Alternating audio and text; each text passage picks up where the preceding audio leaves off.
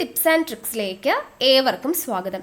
വരുന്ന LDC 2024, LGS 2024 എക്സാംസിന് വേണ്ടി prepare ചെയ്യുന്നവർക്ക് വേണ്ടിയിട്ടുള്ള സിലബസ് പ്രകാരമുള്ള ഫ്രീ ക്ലാസ്സുകൾ നമ്മുടെ ചാനലിലൂടെ സ്റ്റാർട്ട് ചെയ്തിട്ടുണ്ട്.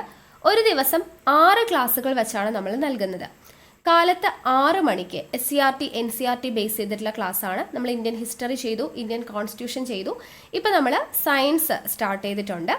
പിന്നെ 9 മണിക്ക് നമ്മൾ ചെയ്യുന്നത് ഇപ്പോൾ ഇന്ത്യൻ ജോഗ്രഫീനെ ബേസ് ചെയ്തിട്ടുള്ള SCRT പാഠഭാഗങ്ങളാണ്. അത് കഴിഞ്ഞ് 12 മണിക്ക് ഇന്ത്യൻ കോൺസ്റ്റിറ്റ്യൂഷനിൽ സ്ട്രക്ചർ ഓഫ് ഗവൺമെൻറ് ആണ് നമ്മളിപ്പോൾ എടുത്തുകൊണ്ടിരിക്കുന്നത്. അപ്പോൾ അത് ഓൾമോസ്റ്റ് കംപ്ലീറ്റ് ആവാറായിട്ടുണ്ട്. തീർന്നാൽ ഉടനെ നമ്മൾ എക്കണോമിക്സിൻ്റെ ക്ലാസ് സ്റ്റാർട്ട് ചെയ്യും. 3 മണിക്ക് ഇംഗ്ലീഷ്, മാത്സ്, മലയാളം. അത് ഒരാഴ്ച 3 കൂടെ കവറാകുന്ന രീതിയിൽ 2 ദിവസം ഇംഗ്ലീഷ്, 2 ദിവസം മാത്സ്, 2 ദിവസം മലയാളം. പിന്നെ അത് കഴിഞ്ഞ് രാത്രി 8 മണിക്ക് PYQ ഡിസ്കഷനാണ്, മോക്ക് ടെസ്റ്റിൻ്റെ രൂപത്തിൽ ലൈവായിട്ട്. അതായത് നമ്മൾ കാലത്ത് പഠിക്കുന്ന 6 മണിക്കും 9 മണിക്കും 12 മണിക്കും പഠിക്കുന്ന ക്ലാസ്സുകളിൽ എന്തൊക്കെ കാര്യങ്ങൾ പഠിച്ചോ ആ ഭാഗങ്ങളിൽ PSC 2021, 22, 23, 24 വർഷങ്ങളിൽ ചോദിച്ചിട്ടുള്ള PYQ ആണ് നമ്മൾ ഡിസ്കസ് ചെയ്യുന്നത്. ഓക്കെ, ഒരു റിവിഷൻ പോലെ ഒരു മോക്ക് ടെസ്റ്റിൻ്റെ രൂപത്തിലാണ് നമ്മൾ ചെയ്യുന്നത്. രാത്രി 10:30 എക്സ്പെക്റ്റഡ് കറണ്ട് അഫയേഴ്സ്, വരാനിരിക്കുന്ന എല്ലാ പരീക്ഷകൾക്കും പ്രതീക്ഷിക്കാവുന്ന കറണ്ട് അഫയേഴ്സിൻ്റെ കൂടെ തന്നെ അതേപോലെ മേഖലയിൽ നിന്നും ചോദിക്കുന്ന ഭാഗമാണ് കലാ, കായികം, സംസ്കാരം, സാഹിത്യം എന്ന് പറയുന്ന ഭാഗത്ത് നിന്നും ചോദ്യങ്ങൾ കറണ്ട് അഫയേഴ്സ് പോലെ തന്നെ പ്രധാനമായിട്ടും ചോദിക്കുന്നതാണ്. അപ്പോൾ എക്സ്പെക്റ്റഡ് കറണ്ട് അഫയേഴ്സിൻ്റെ കൂടെ ആ ഒരു ഭാഗം കൂടെ നമ്മൾ കോഡും കണക്ഷനൊക്കെ ഉപയോഗിച്ചിട്ടാണ് ക്ലാസ് ചെയ്യുന്നത്. അപ്പോൾ അതും നിങ്ങൾക്ക് ലൈവായിട്ടാണ് ലഭിക്കുന്നത് രാത്രി 10:30. ഓക്കെ, അപ്പോൾ അങ്ങനെ 2 ലൈവും 4 റെക്കോർഡഡ് ക്ലാസ്സും, ടോട്ടൽ 6 ക്ലാസ്സുകളാണ് നിങ്ങൾക്ക് ലഭിക്കുന്നത്. അപ്പോൾ മാക്സിമം ക്ലാസ്സുകൾ കണ്ട് പ്രയോജനപ്പെടുത്തുക, നോട്ട്സ് തയ്യാറാക്കിയിട്ട് പഠിക്കുക. പുതുതായിട്ട് ജോയിൻ ചെയ്തവരുണ്ടെങ്കിൽ നമ്മുടെ ടെലഗ്രാം ചാനൽ ജോയിൻ ചെയ്യുക. കാരണം ഓരോ ദിവസവും പഠിക്കേണ്ട ടോപ്പിക്സ് എന്തൊക്കെയാണ്, അതിൻ്റെ കൃത്യമായിട്ടുള്ള ലിങ്ക്, അതുപോലെ PYQ നമ്മൾ ചെയ്യുമ്പോൾ അതിൻ്റെ PDF, ഇതെല്ലാം നിങ്ങൾക്ക് ലഭിക്കുന്നത് ടെലഗ്രാം വഴിയാണ്. സോ ടെലഗ്രാമിൻ്റെ ലിങ്ക് ഞാൻ താഴെ ഡിസ്ക്രിപ്ഷൻ ബോക്സിലും കമൻറ്റ് ബോക്സിൽ ഫസ്റ്റ് കമൻ്റ് ആയിട്ടും കൊടുത്തേക്കാം. ജോയിൻ ചെയ്യാത്തവരുണ്ടെങ്കിൽ ജോയിൻ ചെയ്യുക. പിന്നെ നമ്മുടെ ക്ലാസ്സൊക്കെ ഇഷ്ടമായിട്ടുണ്ടെങ്കിൽ ഒന്ന് ലൈക്ക് ചെയ്യുക. മാക്സിമം നിങ്ങളുടെ ഫ്രണ്ട്സിനും കൂടെ വീഡിയോസ് ഷെയർ ചെയ്ത് കൊടുക്കുക. എന്തെങ്കിലും സജഷൻസ് ഉണ്ടെങ്കിൽ താഴെ കമൻ്റ് ആയിട്ട് അറിയിക്കാം. ഓക്കെ, അപ്പോൾ ഇന്നത്തെ ക്ലാസ്സിലോട്ട് കിടക്കാം. ഇന്നത്തെ ക്ലാസ് ഇന്ത്യൻ ജോഗ്രഫിയിൽ നമ്മൾ കഴിഞ്ഞ ദിവസം ഇന്ത്യയിലൂടെ എന്ന് പറയുന്ന ചാപ്റ്റർ പഠിച്ചല്ലേ, ഒരുപാട് ക്വസ്റ്റ്യൻസ് വരുന്നൊരു ചാപ്റ്റർ ആണെന്ന് പറഞ്ഞു. അത്രത്തോളം തന്നെ ഇമ്പോർട്ടൻ്റ് ആയിട്ടുള്ള അടുത്ത ഒരു ചാപ്റ്ററാണ് ഇന്നത്തെ ക്ലാസ്സിൽ വൈവിധ്യങ്ങളുടെ ഇന്ത്യ. 10th സ്റ്റാൻഡേർഡിലെ ചാപ്റ്ററാണ്. അപ്പോൾ അതുകൊണ്ട് തന്നെ അത്രത്തോളം ഇമ്പോർട്ടൻ്റ് ആയിട്ടുള്ള ഒരു ചാപ്റ്ററാണ്. ഒരുപാട് ചോദ്യങ്ങൾ വരുന്നൊരു ചാപ്റ്ററാണ്. വൈവിധ്യങ്ങളുടെ ഇന്ത്യ എന്നാണ് ചാപ്റ്ററിൻ്റെ പേര്. അപ്പോൾ ഡീറ്റെയിൽഡ് ആയിട്ട് തന്നെ നമ്മൾ എടുക്കുന്നുണ്ട്. നോട്ട്സ് തയ്യാറാക്കിയിട്ട് പഠിക്കുക, ക്ലാസ് വ്യക്തമായി കേട്ട് നോട്ട്സ് തയ്യാറാക്കിയിട്ട് പഠിക്കുക. ഓക്കെ, അപ്പോൾ നമുക്ക് വൈവിധ്യങ്ങളുടെ ഇന്ത്യ എന്ന് പറയുന്ന ചാപ്റ്ററിലോട്ട് കടക്കാം. നോക്കുക, ആദ്യം നമ്മൾ നോക്കുന്നത് 10ാം ക്ലാസ്സിലെ 7ാമത്തെ ചാപ്റ്ററാണ്. വൈവിധ്യങ്ങളുടെ ഇന്ത്യ എന്നുള്ളതാണ് ചാപ്റ്ററിൻ്റെ പേര്. അപ്പോൾ നമുക്ക് നോക്കാം. ആദ്യം തന്നെ ഒരു കോളം കൊടുത്തിട്ടുണ്ട്, നമുക്കൊന്ന് ജസ്റ്റ് വായിക്കാം അല്ലേ. 16,000 അടിക്ക് മുകളിലാണ് അന്നേരം ഞങ്ങൾ ക്യാമ്പ് ചെയ്തിരിക്കുന്നത്. ഒരു പാറക്കെട്ടിൽ ചാരി നിന്ന് ഞാൻ അന്തരീക്ഷത്തെയും ചുറ്റുപാടുകളെയും വീക്ഷിച്ചു. ഒരു കോട്ട പോലെയാണ് ചുറ്റും പർവ്വത ശൃംഗങ്ങൾ നിലകൊള്ളുന്നത്. അത് കഴിഞ്ഞാൽ വള്ളി പോലെ വെട്ടിത്തിളക്കുന്ന ഹിമശൃംഗങ്ങളുടെ നിരയാണ്. എങ്ങോട്ട് നോക്കിയാലും പർവ്വതങ്ങൾ മാത്രം, ഒന്ന് കഴിഞ്ഞാൽ മറ്റൊന്ന് എന്ന വിധത്തിൽ അതങ്ങനെ വ്യാപിച്ചു കിടക്കുന്നു. പച്ചത്തഴപ്പ് കൊണ്ട് അലങ്കാരം ചാർത്തിയ താഴ്വരകളും ഭയാനകമായ വിധത്തിൽ കുത്തനെയെടുക്കുന്ന ഒറ്റയടി പാതകളും തണുപ്പ് രൂക്ഷമായി തുടങ്ങി. നെഗിയുടെ കട്ടൻ ചായ മൂത്തി കുടിച്ചുകൊണ്ട് കുറച്ചു സമയം കൂടി അവിടെ തങ്ങിയ ശേഷം ഗുഹയിലേക്ക് തിരിച്ചു പോന്നു. അപ്പോൾ ദേവഭൂമിയിലൂടെ എന്നുള്ള ഇതിൽ നിന്നും MK രാമചന്ദ്രൻ എഴുതിയിട്ടുള്ളതാണ് നമുക്ക് തന്നിട്ടുള്ളത്. ഓക്കെ, അപ്പോൾ ഇവിടെ ഹിമാലയ സാനുക്കളിലൂടെ നിരവധി യാത്രകൾ നടത്തിയ സഞ്ചാരിയും എഴുത്തുകാരനുമായിട്ടുള്ള MK രാമചന്ദ്രൻ്റെ ദേവഭൂമിയിലൂടെ എന്ന പുസ്തകത്തിലെ ചില വരികളാണ് നമ്മളിപ്പോൾ വായിച്ചത്. ഓക്കെ, അപ്പോൾ ഇവിടെ ഇന്ത്യയുടെ വടക്ക് അതിരായി നിലകൊള്ളുന്ന പർവ്വത ഭൂപ്രകൃതിയെക്കുറിച്ചാണ് ഇവിടെ പരാമർശിക്കുന്നത്. ഓക്കെ, ഇത്തരത്തിലുള്ള ഒട്ടനവധി സവിശേഷതകൾ നിറഞ്ഞതാണ് ഇന്ത്യയുടെ ഭൂപ്രകൃതി. അത് കാണിക്കാൻ വേണ്ടിയിട്ടാണ് ഈ ഒരു ബുക്കിലെ വരികൾ കൊടുത്തിട്ടുള്ളത്. മഞ്ഞുറഞ്ഞ പർവ്വതങ്ങളിൽ നിന്ന് ഉത്ഭവിച്ച് സമതലങ്ങളിലൂടെ ബഹുദൂരം ഒഴുകി ഒടുവിൽ കടലിനോട് ചേരുന്ന വൻ നദികൾ, കൃഷി വ്യാപകമായി നടക്കുന്ന അതിവിശാലമായ സമതലങ്ങൾ, വിസ്തൃതമായ പീഠഭൂമികൾ, ചുട്ടുപൊള്ളുന്ന മരുഭൂമികൾ, ദൈർഘ്യമേറിയ തീരസമതലങ്ങൾ, അനേകം ദ്വീപുകൾ. അത്ഭുതകരമാണ് നമ്മുടെ രാജ്യത്തിൻ്റെ വൈവിധ്യം. അപ്പോൾ ഈ ഭൂമിശാസ്ത്ര വൈവിധ്യങ്ങളെക്കുറിച്ചുള്ള അന്വേഷണമാണ് ഈ അധ്യായം എന്നാണ് പറയുന്നത്. ഓക്കെ, അപ്പോൾ നമ്മൾ ഇത്രയും നേരം പഠിച്ച ബേസിക് ആയിട്ടുള്ള എല്ലാ കാര്യങ്ങളും നമ്മുടെ മനസ്സിലുണ്ടായിരിക്കണം. അതിനേക്കാളും കുറച്ചുകൂടെ അഡീഷണൽ ആയിട്ടുള്ള കുറേ കാര്യങ്ങളും കൂടെ നമ്മൾ 10ാം ക്ലാസ്സിലെ, അപ്പോൾ അതിൻ്റെ ഒരു ലെവലിൽ നമുക്കിവിടെ പഠിക്കാനായിട്ടുണ്ടാവും. ഓക്കെ, അപ്പോൾ ആദ്യം തന്നെ നമ്മുടെ ഇന്ത്യയുടെ സ്ഥാനം കൊടുത്തിട്ടുണ്ട്. നമ്മളിപ്പോൾ പഠിച്ചതേ ഉള്ളൂ അല്ലേ. ഇന്ത്യയുടെ സ്ഥാനം എന്താണ്? അക്ഷാംശ സ്ഥാനം 8 ഡിഗ്രി 4 മിനിറ്റ് വടക്ക് മുതൽ 37 ഡിഗ്രി 6 മിനിറ്റ് വടക്ക് വരെയാണ് അക്ഷാംശ സ്ഥാനം. ഇന്ത്യയുടെ രേഖാംശ സ്ഥാനം എന്ന് പറയുന്നത് 68 ഡിഗ്രി 7 മിനിറ്റ് കിഴക്ക് മുതൽ 97 ഡിഗ്രി 25 മിനിറ്റ് കിഴക്ക് വരെയാണ് ഇന്ത്യയുടെ രേഖാംശ സ്ഥാനം. ആദ്യം നിങ്ങളത് മൈൻഡിൽ താറവാക്കി വെച്ചേക്കാം. നോക്കി, ഇനി ഇന്ത്യൻ ഉപദ്വീപ് എന്ന് പറഞ്ഞു കൊടുത്തിട്ടുണ്ട്. നോക്കുക, 3 വശങ്ങളും സമുദ്രത്താൽ ചുറ്റപ്പെട്ട ഭൂവിഭാഗമാണ് ഉപദ്വീപ്. ഉപദ്വീപ് എന്ന് പറഞ്ഞാൽ എന്താണ്? 3 വശങ്ങളും സമുദ്രങ്ങളാൽ ചുറ്റപ്പെട്ട ഭൂവിഭാഗമാണ് ഉപദ്വീപ്. ഇന്ത്യൻ ഉപഭൂഖണ്ഡത്തിൻ്റെ തെക്കുഭാഗം സമുദ്രത്താൽ ചുറ്റപ്പെട്ട് കാണപ്പെടുന്നതിനാൽ ഈ ഭാഗം ഇന്ത്യൻ ഉപദ്വീപ് എന്ന് അറിയപ്പെടുന്നു. അപ്പോൾ ഇന്ത്യൻ ഉപഭൂഖണ്ഡം എടുത്തു കഴിഞ്ഞാൽ അതിൻ്റെ തെക്കുഭാഗം സമുദ്രത്താൽ ചുറ്റപ്പെട്ട് കിടക്കുകയാണ് അല്ലേ. ദേണ്ട ഇവിടെ എന്താണ്? ബംഗാൾ ഉൾക്കടലുണ്ട്, ഇവിടെ ഇന്ത്യൻ മഹാസമുദ്രമുണ്ട്, ഇവിടെ അറബിക്കടലുണ്ട്. അപ്പോൾ 3 ഭാഗവും സമുദ്രത്താൽ ചുറ്റപ്പെട്ട് കിടക്കുന്നത് കൊണ്ട് നമ്മുടെ ഇന്ത്യയെ നമ്മൾ എന്തെന്ന് വിളിക്കുക? ഈ ഭാഗം ഉപദ്വീപ് എന്നാണ് അറിയപ്പെടുന്നത്. ഓക്കെ, ഉപദ്വീപ് എന്നാണ് അറിയപ്പെടുന്നത്. അപ്പോൾ ഇന്ത്യൻ ഉപദ്വീപ് എന്താണെന്നുള്ളത് അവിടെ കൊടുത്തിട്ടുണ്ട്. ഇനി ഇവിടെ നോക്കുക, ഹിമവൽ ഭൂവിൽ എന്ന് പറഞ്ഞിട്ട് കൊടുത്തിട്ടുണ്ട്. ഹിമവൽ ഭൂമിൽ എന്ന് പറഞ്ഞു കൊടുത്തിട്ടുണ്ട്. ഇന്ത്യ ഉത്തരപർവ്വത നിരകൾ എന്ന് പറഞ്ഞ് ഉത്തരപർവ്വത നിരകളുടെ ഇവിടെ ഒരു മാപ്പ് കൊടുത്തിട്ടുണ്ട്. ഇവിടെ നോക്കുക, കാശ്മീരിന് വടക്കു പടിഞ്ഞാറ് മുതൽ ഇന്ത്യയുടെ കിഴക്കൻ അതിർത്തി വരെ ഒരു വൻമതിൽ പോലെ നിലകൊള്ളുന്ന പർവ്വതനിരകളെ ഉത്തരപർവ്വത മേഖല എന്നാണ് പറയുന്നത്. അപ്പോൾ കാശ്മീരിന് വടക്കു പടിഞ്ഞാറ് മുതൽ എവിടം വരെയാണ്?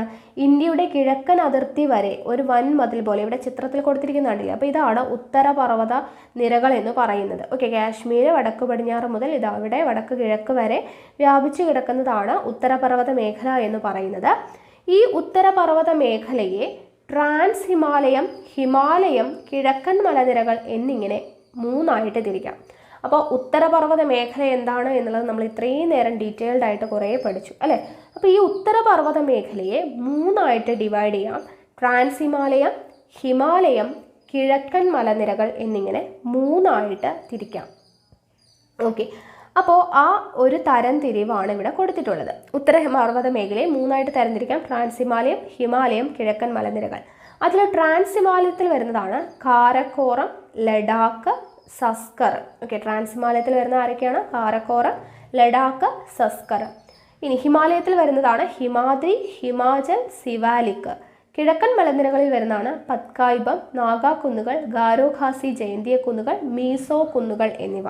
ഓക്കെ, അപ്പോൾ ഈ ഒരു ടേബിള് പഠിച്ചു വെക്കുക. ഓക്കെ ആണല്ലോ.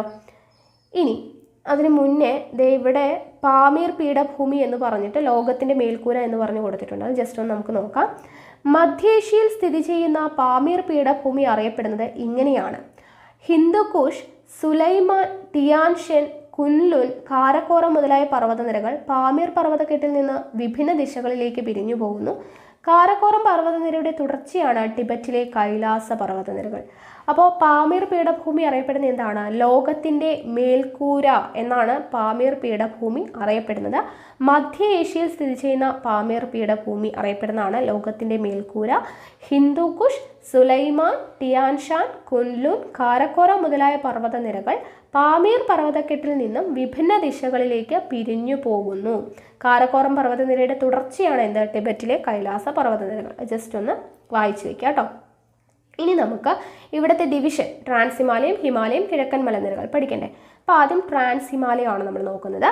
ട്രാൻസ് ഹിമാലയം കാരക്കോറം, ലഡാക്ക്, സസ്കർ എന്നീ പർവ്വതനിരകൾ ചേർന്നതാണ് ട്രാൻസ് ഹിമാലയം. ട്രാൻസ് ഹിമാലയം എന്ന് പറയുന്നത് കാരക്കോറം, ലഡാക്ക്, സസ്കർ എന്നീ പർവ്വതനിരകൾ ചേർന്നതാണ് ട്രാൻസ് ഹിമാലയം. ഇന്ത്യയിലെ ഏറ്റവും ഉയരമുള്ള കൊടുമുടിയായിട്ടുള്ള മൗണ്ട് K2 അഥവാ ഗോഡ്വിൻ ഓസ്റ്റിൻ സ്ഥിതി ചെയ്യുന്നത് എവിടെയാണ്? കാരക്കോറം നിരകളിലാണ്. സ്ഥിരം ചോദിക്കുന്നതാണ്. ഇന്ത്യയിലെ ഏറ്റവും ഉയരമുള്ള കൊടുമുടിയായിട്ടുള്ള മൗണ്ട് K2 അഥവാ ഗോഡ്വിൻ ഓസ്റ്റിൻ സ്ഥിതി ചെയ്യുന്നത് എവിടെയാണ്? കാരക്കോറം നിരകളിലാണ്. ട്രാൻസ് ഹിമാലയത്തിൻ്റെ ശരാശരി ഉയരം 6000 മീറ്റർ ആണ് എന്ന് പറഞ്ഞു കൊടുത്തിട്ടുണ്ട്. ഓക്കെ, അപ്പോൾ ഇത്രയാണ് ട്രാൻസ് ഹിമാലയത്തെക്കുറിച്ച് നമുക്ക് ഇവിടെ തന്നിട്ടുള്ളത്. ഇനി അടുത്തത് ഹിമാലയം. ട്രാൻസ് ഹിമാലയത്തിനും കിഴക്കൻ മലനിരകൾക്കുമിടയിൽ വടക്കു പടിഞ്ഞാറ് തെക്ക് കിഴക്ക് ദിശയിലാണ് ഹിമാലയ പർവ്വതനിരകൾ സ്ഥിതി ചെയ്യുന്നത്. ഓക്കെ, ട്രാൻസ് ഹിമാലയത്തിനും കിഴക്കൻ മലനിരകൾ നമ്മൾ ഇനി പഠിക്കും. ട്രാൻസ് ഹിമാലയത്തിനും കിഴക്കൻ മലനിരകൾക്കും ഇടയിലാണ് ആര് കാണുന്നത്? ഹിമാലയ പർവ്വതനിരകൾ. വടക്കു പടിഞ്ഞാറ് തെക്ക് കിഴക്ക് ദിശയിലാണ് ഹിമാലയ പർവ്വതനിരകൾ സ്ഥിതി ചെയ്യുന്നത്. ഈ പർവ്വതനിരകൾക്ക് ഏകദേശം 2400 കിലോമീറ്റർ നീളമുണ്ട്. നമ്മൾ നേരത്തെ പഠിച്ചല്ലോ, 2400 കിലോമീറ്റർ നീളമുണ്ട്. ലോകത്തിലെ ഉയരമേറിയ നിരവധി കൊടുമുടികൾ ഇതിൽ ഉൾപ്പെടുന്നു. കിഴക്കൻ പ്രദേശങ്ങളിലേക്ക് പോകുന്തോറും പർവ്വതനിരകളുടെ ഉയരം കുറഞ്ഞു വരുന്നതായിട്ട് കാണാം. കിഴക്കൻ പ്രദേശങ്ങളിലോട്ട് പോകുന്തോറും പർവ്വതനിരകളുടെ ഉയരം എന്താണ് ചെയ്യുന്നത്? കുറഞ്ഞു വരുന്നതായിട്ട് കാണാം. കാശ്മീർ പ്രദേശത്തെ ഏകദേശം 400 കിലോമീറ്റർ വീതിയിലുള്ള ഉത്തരപർവ്വത നിരകൾക്ക് അരുണാചൽ പ്രദേശിൽ വീതി ഏകദേശം 150 കിലോമീറ്റർ ആണ്. ഓക്കെ, കാശ്മീർ പ്രദേശത്ത് ഏകദേശം 400 കിലോമീറ്റർ വീതിയുള്ള ഉത്തരപർവ്വത നിരകൾ അരുണാചൽ പ്രദേശിലോട്ട് എത്തുമ്പോഴേക്കും എത്രയായി? 150 കിലോമീറ്റർ ആയി. ഇപ്പോൾ കിഴക്ക് ഭാഗത്തേക്ക് പോകുന്തോറും പർവ്വതനിരകളുടെ ഉയരം കുറഞ്ഞു വരുന്നതായിട്ടാണ് നമ്മൾ കാണാൻ പറ്റുന്നത്.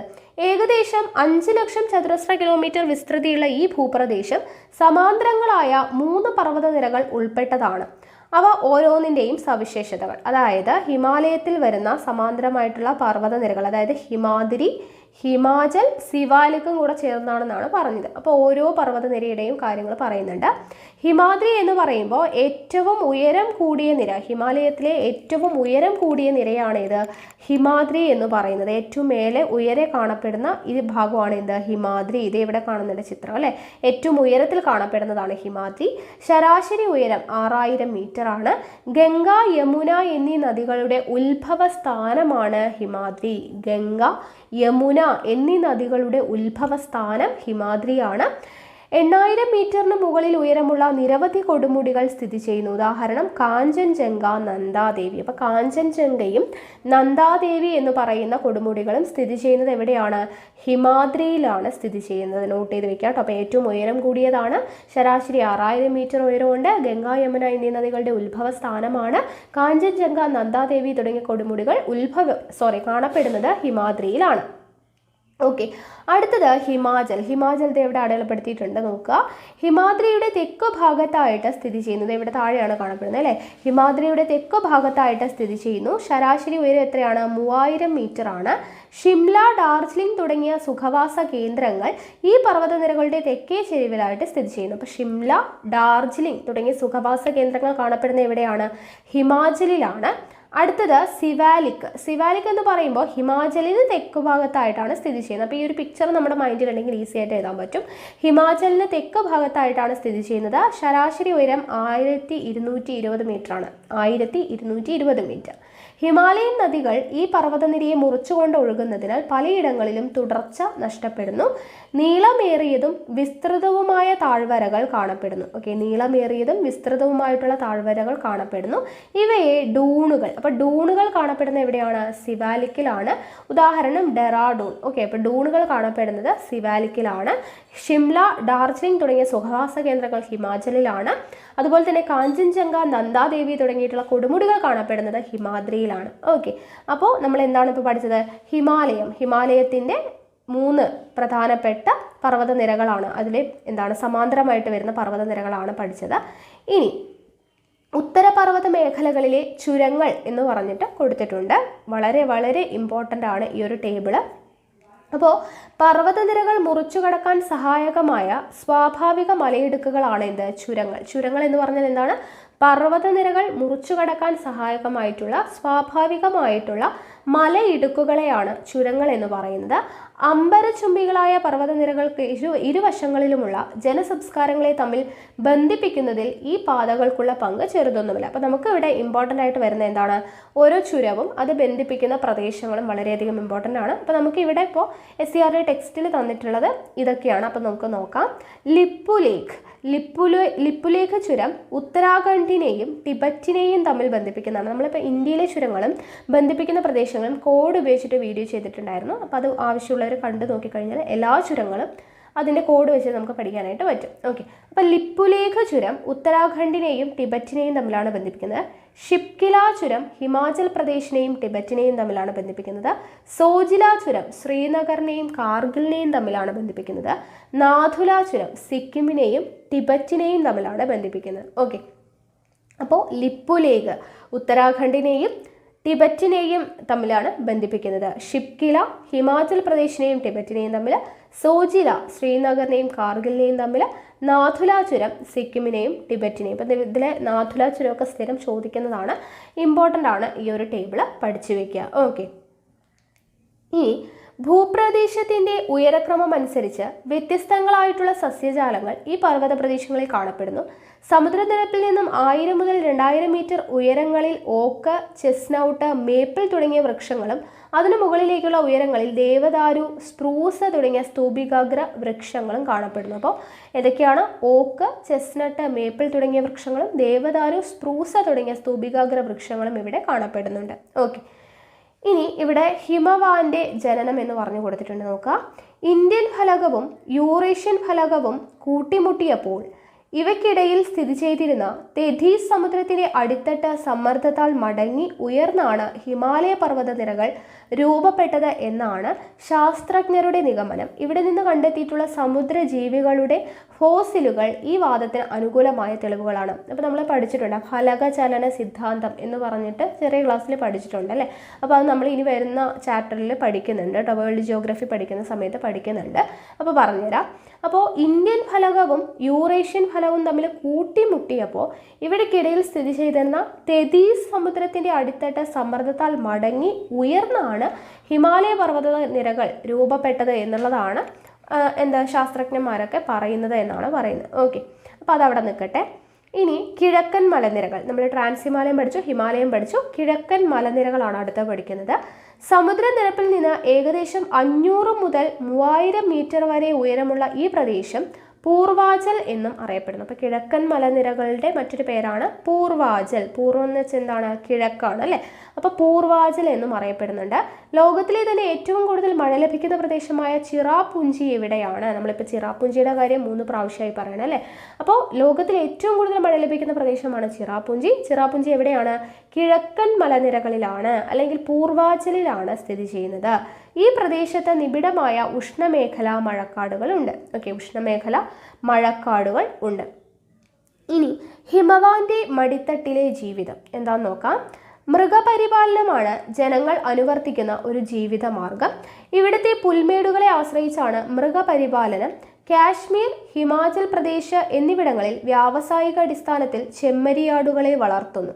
ഓക്കെ, പർവ്വതനിരകളിൽ നിന്ന് ഉത്ഭവിക്കുന്ന നദികൾ ഒഴുക്കിക്കൊണ്ടുവരുന്ന എക്കൽ അടിഞ്ഞുകൂടിയതാണ് സിവാലിക്കിൻ്റെ താഴ്വര മേഖല. ഓക്കെ, പർവ്വതനിരകളിൽ നിന്ന് ഉത്ഭവിക്കുന്ന നദികൾ ഒഴുക്കിക്കൊണ്ടുവരുന്ന എക്കൽ അടിഞ്ഞുകൂടിയതാണ് സിവാലിക്കിൻ്റെ താഴ്വര മേഖല. ഉരുളക്കിഴങ്ങ്, ബാർലി, കുങ്കുമപ്പൂവ് എന്നിവ കൂടാതെ ആപ്പിൾ, ഓറഞ്ച് തുടങ്ങിയ പഴവർഗ്ഗങ്ങളും തേയിലയും ഈ മേഖലയിൽ കൃഷി ചെയ്യുന്നു. ഇതൊക്കെ നമ്മൾ പഠിച്ചതാണല്ലോ. ഇന്ത്യയിൽ ഏറ്റവും കൂടുതൽ തേയില ഉൽപ്പാദിപ്പിക്കുന്നത് ആസാം മലനിരകളിലാണ്. എപ്പോഴും ചോദിക്കുന്നതാണ്. ഇന്ത്യയിൽ ഏറ്റവും കൂടുതൽ തേയില ഉൽപ്പാദിപ്പിക്കുന്നത് ആസാം മലനിരകളിലാണ്.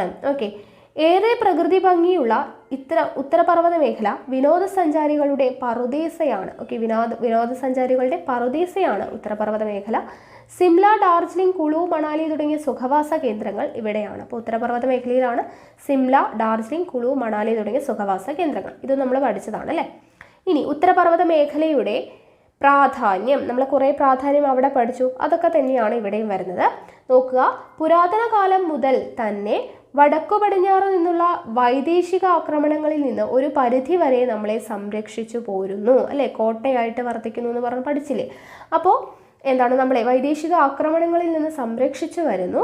മൺസൂൺ കാറ്റുകളെ തടഞ്ഞു നിർത്തി ഉത്തരേന്ത്യയിലുടനീളം മഴ പെയ്യിക്കുന്നു. ശൈത്യകാലത്ത് വടക്കുനിന്ന് വീശുന്ന വരണ്ട ശീതക്കാറ്റിനെ ഇന്ത്യയിലേക്ക് കടക്കാതെ ചെറുക്കുന്നു. ഇതൊക്കെ നമ്മൾ പഠിച്ചതാണ്. വൈവിധ്യമാർന്ന ജന്തുജാലങ്ങൾ ഉടലെടുക്കുന്നതിന് കാരണമാകുന്നു. നദികളുടെ ഉത്ഭവ പ്രദേശമാണ്. ഓക്കെ, അപ്പോൾ ഉത്തരപർവ്വത മേഖലയുടെ പ്രാധാന്യം നമ്മൾ മുന്നേ പറഞ്ഞതുകൊണ്ട് വീണ്ടും റിപ്പീറ്റ് ചെയ്യുന്നില്ല.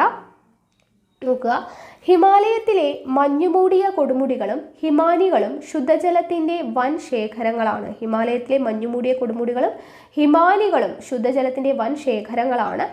ഈ മഞ്ഞുപാളികൾ ഉരുകി രൂപം കൊള്ളുന്ന നീർച്ചാലുകൾ ചേർന്ന് അനേകം മഹാനദികൾ ജന്മമെടുക്കുന്നുണ്ട്. ഇവ ഹിമാലയൻ നദികൾ എന്ന് അറിയപ്പെടുന്നു. അപ്പോൾ ഈ ഹിമാലയത്തിലെ മഞ്ഞുകട്ടകൾ ഉരുകി രൂപം കൊള്ളുന്ന നീർച്ചാലുകൾ ചേർന്ന് അനേകം നദികൾ രൂപം കൊള്ളുന്നു. ഇതാണ് ഹിമാലയൻ നദികൾ. താഴ്വരങ്ങളിലെ ധാരാളമായ മഴയും ഈ നദികളെ പുഷ്ടിപ്പെടുത്തുന്നുണ്ട്. പ്രധാനപ്പെട്ട ഹിമാലയൻ നദികൾ ഏതൊക്കെയാണ്? സിന്ധു, ഗംഗ, ബ്രഹ്മപുത്ര. ഇപ്പം ഇത് നമ്മൾ കുറേ നേരമായി പറഞ്ഞുകൊണ്ടിരിക്കുന്നു അല്ലേ. പ്രധാനപ്പെട്ട ഹിമാലയൻ നദികൾ ഏതൊക്കെയാണ്? സിന്ധു, ഗംഗ, ബ്രഹ്മപുത്ര എന്നിവയാണ്. അപ്പോൾ ഇവിടെ ഇന്ത്യയിലെ നദികൾ ഇവിടെ മാപ്പ് കൊടുത്തിട്ടുണ്ട്. ഓരോ നദികളും കറക്റ്റായിട്ട് ഇവിടെ കൊടുത്തിട്ടുണ്ട്. അപ്പോൾ ഇവിടെ ഹിമാലയൻ നദികളും അതിൻ്റെ ഉത്ഭവസ്ഥാനവും അതിൻ്റെ നീളവും പോഷക നദികളും ഒഴുകുന്ന സംസ്ഥാനങ്ങളും എത്തിച്ചേരുന്ന സമുദ്രവും ഒക്കെയാണ് ഇവിടെ കൊടുത്തിട്ടുള്ളത്. നോക്കാം. അപ്പോൾ നോക്കുക, ഇവിടെ ഹിമാലയൻ നദികൾ, ഉത്ഭവസ്ഥാനം, നീളം, പോഷക നദികൾ, ഒഴുകുന്ന സംസ്ഥാനങ്ങൾ, എത്തിച്ചേരുന്ന സമുദ്രം. ഇത്രയും ടേബിളാണുള്ളത്. അപ്പോൾ ഇവിടെ ആദ്യം സിന്ധുവിൻ്റെ ഉത്ഭവസ്ഥാനം കൊടുത്തിട്ടുണ്ട്. ടിബറ്റിലെ മാനസരോവർ തടാകത്തിൽ നിന്നാണ് ആരുത്ഭവിക്കുന്നത്? സിന്ധു നദി ഉത്ഭവിക്കുന്നത്. സിന്ധു നദി ഉത്ഭവിക്കുന്നത് ടിബറ്റിലെ മാനസരോവർ തടാകത്തിൽ നിന്നാണ്. ഏകദേശം നീളം കൊടുത്തിട്ടുണ്ട് 2880 കിലോമീറ്റർ ആണ് ഏകദേശം നീളം കൊടുത്തിട്ടുള്ളത്.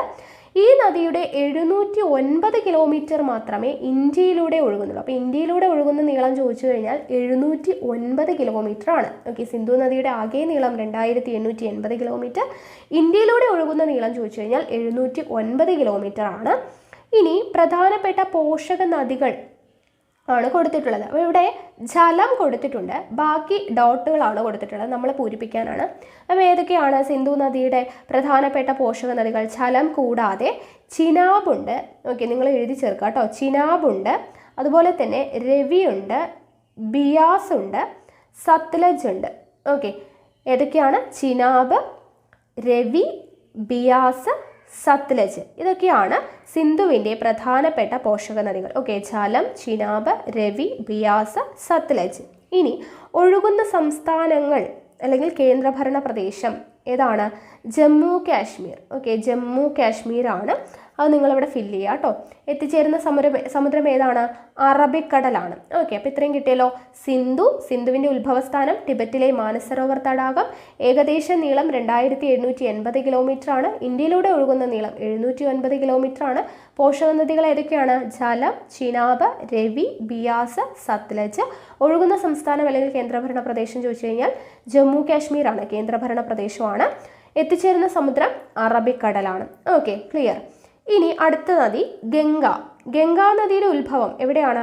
ഗംഗോത്രി ഹിമാനിയിലെ ഗോമുഖ ഗുഹ അല്ലെങ്കിൽ ഗായ്മുഖ ഗുഹ എന്നൊക്കെ പറയും. ഗംഗോത്രി ഹിമാനി, ഉത്തരാഖണ്ഡിലെ ഗംഗോത്രി ഹിമാനിയിലെ ഗോയ്മുഖ ഗുഹ അല്ലെങ്കിൽ ഗായ്മുഖ ഗുഹയിൽ നിന്നുമാണ് ഗംഗാ നദി ഉത്ഭവിക്കുന്നത്. നീളം എത്രയാണ്? ഏകദേശം 2500 കിലോമീറ്റർ ആണ് ഗംഗാ നദിയുടെ നീളം എന്ന് പറയുന്നത്. പോഷക നദികൾ ഏതൊക്കെയാണ്? ഗംഗാ നദിയുടെ പോഷക നദികളാണ്. യമുന ഇവിടെ തന്നിട്ടുണ്ട്. അടുത്തത് സോൺ. യമുന, സോൺ എഴുതി വെക്കാം കേട്ടോ. ഞാൻ എഴുതുന്നില്ല, പറയാം. യമുന, സോൺ, ഘാഗ്ര, കോസി, ഗാണ്ഡക്. യമുന, സോൺ, ഘാഗ്ര, കോസി, ഗാണ്ഡക് തുടങ്ങിയവയാണ് ഗംഗാ നദിയുടെ പ്രധാനപ്പെട്ട പോഷക നദികൾ. ഇനി ഒഴുകുന്ന സംസ്ഥാനങ്ങൾ ഇവിടെ കൊടുത്തിട്ടില്ല. അപ്പോൾ ഒഴുകുന്ന സംസ്ഥാനങ്ങൾ കൂടെ അത് ഫില്ല് ചെയ്യുക. എവിടേക്കാണ് ഒഴുകുന്നത്? ഉത്തരാഖണ്ഡ്, ഉത്തർപ്രദേശ്, ബീഹാർ, പശ്ചിമ ബംഗാൾ, ജാർഖണ്ഡ്. അപ്പോൾ നിങ്ങൾക്കത് അറിയണമെന്നുണ്ടെങ്കിൽ ഇത് ഇവിടെ നോക്കിക്കഴിഞ്ഞാൽ മതി. നമ്മളിപ്പോൾ പറഞ്ഞ നദി ഏതാണ്?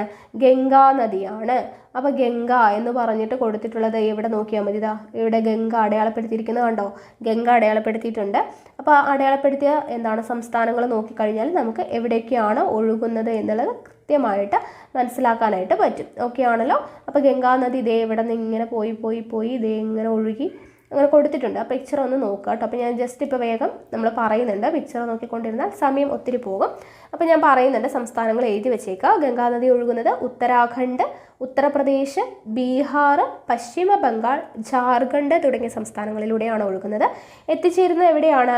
ഗംഗാനദി ബംഗാൾ ഉൾക്കടലിലാണ് അല്ലേ, ബംഗാൾ ഉൾക്കടലിലാണ് എത്തിച്ചേരുന്നത്. ഓക്കെ, അപ്പോൾ ഗംഗയുടെ കിട്ടി. ഗംഗയുടെ ഉത്ഭവം ഗംഗോത്രി ഹിമാനിയിലെ ഗായ്മുഖ് ഗുഹയാണ്. ഏകദേശ നീളം 2500 കിലോമീറ്റർ ആണ്. പോഷക നദികൾ ഏതൊക്കെയാണ്? യമുന, സോൺ, ഘാഗ്ര, കോസി, ഗാണ്ഡക്. ഒഴുകുന്ന സംസ്ഥാനങ്ങൾ ഉത്തരാഖണ്ഡ്, ഉത്തർപ്രദേശ്, ബീഹാർ, പശ്ചിമ ബംഗാൾ, ജാർഖണ്ഡ്. എത്തിച്ചേരുന്ന സമുദ്രം ബംഗാൾ ഉൾക്കടൽ. ക്ലിയർ. അടുത്തത് ബ്രഹ്മപുത്ര. ബ്രഹ്മപുത്ര നദിയുടെ ഉത്ഭവം എന്ന് പറയുന്നത് ടിബറ്റിലെ ചെമയുങ്തുങ് ഹിമാനിയാണ്. ടിബറ്റിലെ ചെമയുങ്തുങ് ഹിമാനിയിൽ നിന്നാണ് ബ്രഹ്മപുത്ര നദി ഉത്ഭവിക്കുന്നത്. ഏകദേശ നീളം 2900 കിലോമീറ്റർ ആണ്. ഇന്ത്യയിലൂടെ ഒഴുകുന്ന നീളം ചോദിച്ചു കഴിഞ്ഞാൽ 725 കിലോമീറ്റർ ആണ്. ഓക്കെ, 2900 കിലോമീറ്റർ, ഇന്ത്യയിലെ നീളം 725 കിലോമീറ്റർ ആണ്. അപ്പോൾ അതിൻ്റെ പോഷക നദികൾ ഏതൊക്കെയാണ്? അവിടെ തിസ്ത മാത്രമേ തന്നിട്ടുള്ളൂ. തിസ്ത അല്ലെങ്കിൽ ടീസ്റ്റ എന്നൊക്കെ പറയും. ബാക്കിയുള്ളത് മാനസ്, ലോഹിത്, സുബൻസിരി. ഏതൊക്കെയാണ്? ടീസ്റ്റ, മാനസ്, ലോഹിത്, സുബൻസിരി എന്നിവയാണ്. ഒഴുകുന്ന സംസ്ഥാനങ്ങൾ ചോദിച്ചു കഴിഞ്ഞാൽ അരുണാചൽ പ്രദേശ്, ആസാം. ഓക്കെ, അരുണാചൽ പ്രദേശ്, ആസാം എന്നിവിടങ്ങളിലാണ് ഒഴുകുന്നത്. എത്തിച്ചേരുന്ന സമുദ്രം ഏതാണ്? ബംഗാൾ ഉൾക്കടലാണ്. ഓക്കെ, അപ്പോൾ ഇവിടെ ഗംഗയും ബ്രഹ്മപുത്രയുമാണ് ബംഗാൾ ഉൾക്കടലിൽ പതിക്കുന്നത്. സിന്ധു നദി അറബിക്കടലിലാണ് ചേരുന്നത്. ഓക്കെ ആണല്ലോ. അപ്പോൾ ഈ ഒരു കോളം നിങ്ങൾ ഫില്ല് ചെയ്തു എന്ന് വിചാരിക്കുന്നു. പഠിച്ചു വെച്ചേക്കാം കേട്ടോ. ഇനി അടുത്തത് സമതലങ്ങളിലൂടെ നോക്കുക. 7 ഉത്തരേന്ത്യൻ സംസ്ഥാനങ്ങളിലായി വ്യാപിച്ചു കിടക്കുന്ന അതിവിശാലവും ഫലഭൂയിഷ്ടവുമായിട്ടുള്ള ഭൂഭാഗമാണ് ഉത്തര മഹാസമതലം. ഉത്തര മഹാസമതലം എന്ന് പറയുന്നത് എന്താണ്? 7 ഉത്തരേന്ത്യൻ സംസ്ഥാനങ്ങളിലായിട്ട് വ്യാപിച്ചു കിടക്കുന്ന, അപ്പോൾ ഏതൊക്കെ സംസ്ഥാനങ്ങളിലൂടെയാണ് ഉത്തര മഹാസമതലം വ്യാപിച്ചു കിടക്കുന്നത് എന്നുള്ളത് നമ്മൾ പഠിച്ചതാണ് അല്ലേ. ഓക്കെ, അപ്പോൾ ഇവിടെ നോക്കുക. ഇന്ത്യൻ ഉത്തര മഹാസമതലം എന്ന് പറഞ്ഞിട്ട് ഇവിടെ പിക്ചർ കൊടുത്തിട്ടുണ്ട്, ഏതൊക്കെ ഭാഗത്താണ് എന്നുള്ളതൊക്കെ അടയാളപ്പെടുത്തിയിട്ട്. ഓക്കെ, നോക്കുക. നമ്മൾ മുന്നേ സംസ്ഥാനങ്ങളൊക്കെ പഠിച്ചതാണ്, അതുകൊണ്ട് ഞാൻ വീണ്ടും പറയുന്നില്ല. ഇനി ശിലാമണ്ഡല ഫലകങ്ങൾ തമ്മിൽ സംയോജിച്ച് ഭൗമപാളി മടങ്ങി ഉയർന്നതാണ് ഹിമാലയ പർവ്വതം. നമ്മളിപ്പോൾ പറഞ്ഞല്ലേ യൂറേഷ്യൻ ഫലകവും അല്ലേ, അപ്പോൾ അത് സംയോജിച്ചിട്ട് ഭൗമപാളി മടങ്ങി ഉയർന്നതാണ് ഹിമാലയ പർവ്വതം എന്ന് നമ്മൾ പറഞ്ഞു. ഹിമാലയത്തിൻ്റെ രൂപീകരണ വേളയിൽ തെക്ക് പർവ്വതനിരകൾക്ക് സമാന്തരമായി 2000 മീറ്ററിൽ അധികം താഴ്ചയുള്ള അഗാധ ഗർത്തം സൃഷ്ടിക്കപ്പെട്ടു. ഹിമാലയത്തിൽ നിന്ന് ഒഴുകിയെത്തുന്ന നദികളുടെ അനേകായിരം വർഷങ്ങളായി തുടർന്നു വരുന്ന നിക്ഷേപണ പ്രക്രിയയുടെ ഫലമായി അതിവിശാലമായ സമതലം രൂപം കൊണ്ടു. ഏതാണ്ട് 7 ലക്ഷം ചതുരശ്ര കിലോമീറ്റർ വിസ്തൃതിയിലും കിലോമീറ്ററുകളോളം കനത്തിലും അവസാദങ്ങൾ നിക്ഷേപിക്കപ്പെട്ടിട്ടുണ്ടായ ഈ സമതലം ലോകത്തിലെ തന്നെ ഏറ്റവും വിസ്തൃതമായ എക്കൽ സമതലങ്ങളിൽ ഒന്നാണ്. സിന്ധു ഗംഗ ബ്രഹ്മപുത്ര സമതലം എന്നും ഇത് പൊതുവെ അറിയപ്പെടുന്നു. വളരെയധികം ഫലഭൂയിഷ്ടിയുള്ള എക്കൽ മണ്ണ് ഈ സമതലത്തിൻ്റെ സവിശേഷതയാണ്. അപ്പോൾ ഇതെല്ലാം നമ്മൾ പറഞ്ഞതാണ്. നദികൾ കൊണ്ടുവരുന്ന എക്കൽ നിക്ഷേപിച്ചുണ്ടാവുന്നതാണ് സമതലം. ഇതിനെ സിന്ധു ഗംഗ ബ്രഹ്മപുത്ര സമതലം എന്നാണ് വിളിക്കുന്നത്. എക്കൽ മണ്ണ് എന്ന് പറയുന്നത് ഇവിടുത്തെ സവിശേഷതയാണ് എന്നുള്ള കാര്യങ്ങളൊക്കെ നമ്മൾ പറഞ്ഞതാണ്. ഓക്കെ, ഇനി നദികൾ മെനഞ്ഞ സമതലങ്ങൾ. അപ്പോൾ ഇവിടെ ഓരോ സമതലത്തിൻ്റെ പേരും അതിൻ്റെ ഭൂരൂപീകരണത്തിന് കാരണമാവുന്ന നദികളും ഏതൊക്കെയാണെന്നുള്ളത് കൊടുത്തിട്ടുണ്ട്. ഓക്കെ, അപ്പോൾ നോക്കുക. പഞ്ചാബ് ഹരിയാന സമതലം. ഓക്കെ, ആദ്യത്തേത് ഏതാണ്? പഞ്ചാബ് ഹരിയാന സമതലം. അതിൻ്റെ ഭൂരൂപീകരണത്തിന് കാരണമാകുന്ന നദികൾ ഏതാണ്? സിന്ധുവും പോഷക നദികളുമാണ്. സിന്ധുവും പോഷക നദികളും കൂടെ ചേർന്നാണ് പഞ്ചാബ് ഹരിയാന സമതലം രൂപീകരിക്കുന്നത്. അടുത്തത് രാജസ്ഥാനിലെ മരുസ്ഥലി ബാഗർ സമതലങ്ങൾ. രാജസ്ഥാനിലെ മരുസ്ഥലി ബാഗർ സമതലങ്ങൾ രൂപം കൊള്ളുന്നത് ലൂണി സരസ്വതി നദികൾ കാരണമാണ്. ഓക്കെ, ലൂണി സരസ്വതി നദികൾ കാരണമാണ്. അടുത്തത് ഗംഗാ സമതലം. ഗംഗയും പോഷക നദികളും കൂടെ ചേർന്നിട്ടാണ് ഗംഗാ സമതലം രൂപം കൊള്ളുന്നത്. ഗംഗയും പോഷക നദികളും. ആസാമിലെ ബ്രഹ്മപുത്ര സമതലം. ബ്രഹ്മപുത്ര സമതലം ഏതിൻ്റെ നിക്ഷേപ ഫലമായിട്ടാണ്? ബ്രഹ്മപുത്രയും പോഷക നദികളും കൊണ്ടുവരുന്നതിൻ്റെ നിക്ഷേപണത്തിൻ്റെ ഫലമായിട്ടാണ് ആസാമിലെ ബ്രഹ്മപുത്ര സമതലം. ഇപ്പോൾ ചിലതൊക്കെ പേരിൽ നിന്ന് തന്നെ കിട്ടും അല്ലേ. പഞ്ചാബ് ഹരിയാന സമതലം സിന്ധുവും പോഷക നദികളും കൂടെ ചേർന്നിട്ടാണ്. രാജസ്ഥാനിലെ മരുസ്ഥലി ബാഗർ ലൂണി സരസ്വതി നദികളും കൊണ്ടുവരുന്ന നിക്ഷേപം. ഗംഗാ സമതലം ഉണ്ടാവുന്നത് ഗംഗയും പോഷക നദികളും കൊണ്ടുവരുന്ന നിക്ഷേപം കൊണ്ടുണ്ടാവുന്നത്. ആസാമിലെ ബ്രഹ്മപുത്ര സമതലം ഉണ്ടാവുന്നത് ബ്രഹ്മപുത്രയും പോഷക നദികളുമാണ്. അപ്പോൾ ഈ ഒരു ടേബിൾ ഇമ്പോർട്ടൻ്റ് ആണ്, പഠിച്ചു വെക്കാം. ഓക്കെ, ഇനി ഇന്ത്യയുടെ ധാന്യപ്പുര നോക്കുക. ഗോതമ്പ്, ചോളം, നെല്ല്, കരിമ്പ്, പരുത്തി, പയറുവർഗ്ഗങ്ങൾ എന്നിങ്ങനെ ഉത്തരമഹാസമതലത്തിൽ കൃഷി ചെയ്യുന്ന വിളകൾ നിരവധിയാണ്. ഇത് നമ്മൾ പഠിച്ചു. ഉത്തരമഹാസമതലത്തിൽ എന്തൊക്കെയാണ് കൃഷി ചെയ്യുന്നത്? ഗോതമ്പ്, ചോളം, നെല്ല്, കരിമ്പ്, പരുത്തി, പയറുവർഗ്ഗങ്ങൾ എന്നിങ്ങനെ ഉള്ള വിളകൾ കൃഷി ചെയ്യുന്നുണ്ട്. ഈ പ്രദേശം ഇന്ത്യയുടെ ധാന്യപ്പുര എന്നാണ് അറിയപ്പെടുന്നത്. അപ്പോൾ ഉത്തര മഹാസമതലം അറിയപ്പെടുന്നതാണ് ഇന്ത്യയുടെ ധാന്യപ്പുര എന്ന് അറിയപ്പെടുന്നുണ്ട്. ലോകത്തിലെ ഏറ്റവും ജനനിബിഡമായ പ്രദേശങ്ങളിൽ ഒന്നാണ് എന്ത്? ഉത്തര മഹാസമതലം. ഓക്കെ, ഉത്തര മഹാസമതലത്തിന്റെ പടിഞ്ഞാറ് ഭാഗത്ത് മഴ തീരെ കുറവാണ്. അതുകൊണ്ട് തന്നെ രാജസ്ഥാൻ സംസ്ഥാനത്തിന്റെ മിക്ക പ്രദേശങ്ങളിലും മരുഭൂമിയാണ്. ഈ മരുഭൂമിക്ക് ധാർ എന്നാണ് പേര്. ഇന്ത്യയിൽ ഏറ്റവും കൂടുതൽ ചൂട് അനുഭവപ്പെടുന്നത് ജയ്സാൽമീർ മരുഭൂമിയിലാണ്. ഓക്കെ, അപ്പോൾ നമ്മൾ ധാർ മരുഭൂമി പേരൊക്കെ നമ്മൾ പഠിച്ചതാണ്. ഇന്ത്യയിൽ ഏറ്റവും കൂടുതൽ ചൂട് അനുഭവപ്പെടുന്നത് ജയ്സാൽമീർ എന്ന് പറയുന്നത് ഈ മരുഭൂമിയിലാണ്, ധാർ മരുഭൂമിയിലാണ് ജയ്സാൽമീർ. ഇന്ത്യയിൽ ഏറ്റവും കൂടുതൽ ചൂട് അനുഭവപ്പെടുന്നത് എവിടെയാണ്? ജയ്സാൽമീർ ആണ്. ഇത് ധാർ മരുഭൂമിയിലാണ് എന്നുള്ളത് ഓർത്തിരിക്കുക. ലൂണി നദിയും നൂറ്റാണ്ടുകൾക്ക് മുൻപ് ഇവിടെ ഉണ്ടായിരുന്ന സരസ്വതി നദിയുമാണ് സമതല ഭാഗത്തിന്റെ രൂപീകരണത്തിൽ പങ്കുവഹിച്ചിട്ടുള്ളത്. ഏതൊക്കെയാണ്? ലൂണി നദിയും സരസ്വതി നദിയുമാണ് ഈ സമതലത്തിന്റെ രൂപീകരണത്തിൽ പങ്കുവഹിച്ചിട്ടുള്ളത്. ഈർപ്പം തീരെയില്ലാത്ത ലവണാംശമുള്ള മരുഭൂമി മണ്ണാണ് ഇവിടെ കാണപ്പെടുന്നത്. മുൾച്ചെടികളും കുറ്റിക്കാടുകളുമാണ് ഇവിടുത്തെ സ്വാഭാവിക സസ്യജാലങ്ങൾ. ഇതെല്ലാം നമ്മൾ പഠിച്ചതാണ്. രാജസ്ഥാനിൽ ഒരാണ്ടിൽ ലഭിക്കുന്നതിലും കൂടുതൽ മഴ കേരളത്തിൽ ഒരു ദിവസത്തിൽ ലഭിക്കുന്നു. നമ്മൾ പറഞ്ഞല്ലേ, 1-2 ദിവസവും നമ്മുടെ കേരളത്തിൽ ലഭിക്കുന്ന അത്രയും മഴയാണ് ഒരു വർഷത്തിൽ ഈ രാജസ്ഥാനിൽ ലഭിക്കുന്നത് എന്നുള്ളത്. അപ്പോൾ ഇവിടെ ധാർ മരുഭൂമിയിലെ ഒരു സാധാരണ കാഴ്ചയാണ് ഇവിടെ ചിത്രത്തിൽ കൊടുത്തിട്ടുള്ളത്. രാജസ്ഥാനിൽ പ്രധാനമായും കൃഷി ചെയ്യുന്ന വിളകളാണ് ബജ്റ, ജോവർ. നമ്മൾ നേരത്തെ പറഞ്ഞല്ലേ, രാജസ്ഥാനിൽ പ്രധാനമായും കൃഷി ചെയ്യുന്ന വിളകളാണ് ബജ്റ, ജോവർ. ഈ വിളകളുടെ വളർച്ചയ്ക്ക് ജലം വളരെ മിതമായ അളവിൽ മാത്രമേ ആവശ്യമുള്ളൂ. മുഖ്യമായും ജലസേചനത്തെ ആശ്രയിച്ചാണ് ഇവിടുത്തെ കൃഷി. ഇത് നമ്മൾ പറഞ്ഞതാണല്ലോ. സിന്ധു നദിയും അതിൻ്റെ പോഷക നദികളും ചേർന്ന് രൂപം നൽകിയ വിശാലമായ സമതല പ്രദേശമാണ് പഞ്ചാബ് ഹരിയാന സമതല പ്രദേശം. നമ്മളിപ്പോൾ പറഞ്ഞല്ലേ, പഞ്ചാബ് ഹരിയാന സമതല പ്രദേശം എന്ന് പറയുന്നത് സിന്ധു നദിയും അതിൻ്റെ പോഷക നദികളും കൂടെ ചേർന്നിട്ടാണ് രൂപം കൊള്ളുന്നത്. ഗോതമ്പ്, ചോളം, കരിമ്പ് എന്നിവയാണ് പ്രധാന വിളകൾ. പഞ്ചാബ് ഹരിയാന സമതല പ്രദേശത്തെ പ്രധാന വിളകൾ ഏതൊക്കെയാണ്? ഗോതമ്പ്, ചോളം, കരിമ്പ് എന്നിവയാണ് പ്രധാനപ്പെട്ട വിളകൾ. ഓക്കെ, ഇനി അടുത്തത് സമതലം, ഉത്തരമഹാസമതലം കഴിഞ്ഞു കഴിഞ്ഞാൽ ഉപദ്വീപീയ പീഠഭൂമിയെക്കുറിച്ചാണ്. മധ്യപ്രദേശ്, ജാർഖണ്ഡ്, ഛത്തീസ്ഗഡ് എന്നീ സംസ്ഥാനങ്ങളും മഹാരാഷ്ട്ര, കർണാടകം, തമിഴ്നാട്, തെലങ്കാന, ഒഡീഷ, പശ്ചിമ ബംഗാൾ എന്നീ സംസ്ഥാനങ്ങളുടെ ചില പ്രദേശങ്ങളും ഉൾപ്പെട്ട ഭൂവിഭാഗം ഉപദ്വീപീയ പീഠഭൂമി എന്നറിയപ്പെടുന്നു. നമ്മൾ പഠിച്ചായിരുന്നല്ലോ, മധ്യപ്രദേശ്, ജാർഖണ്ഡ്, ഛത്തീസ്ഗഡ് എന്നീ സംസ്ഥാനങ്ങളും. ഇങ്ങനെ റിപ്പീറ്റ് ചെയ്ത് വായിക്കും തോറും നിങ്ങൾ അത്രത്തോളം ആ കാര്യം വ്യക്തമായിട്ട് പഠിക്കണം കേട്ടോ. മധ്യപ്രദേശ്, ജാർഖണ്ഡ്, ഛത്തീസ്ഗഡ് എന്നീ സംസ്ഥാനങ്ങളും മഹാരാഷ്ട്ര, കർണാടകം, തമിഴ്നാട്, തെലങ്കാന, ഒഡീഷ, പശ്ചിമ ബംഗാൾ എന്നീ സംസ്ഥാനങ്ങളുടെ ചില പ്രദേശങ്ങളും ഉൾപ്പെട്ട ഭൂവിഭാഗം ഉപദ്വീപീയ പീഠഭൂമി എന്നാണ് അറിയപ്പെടുന്നത്.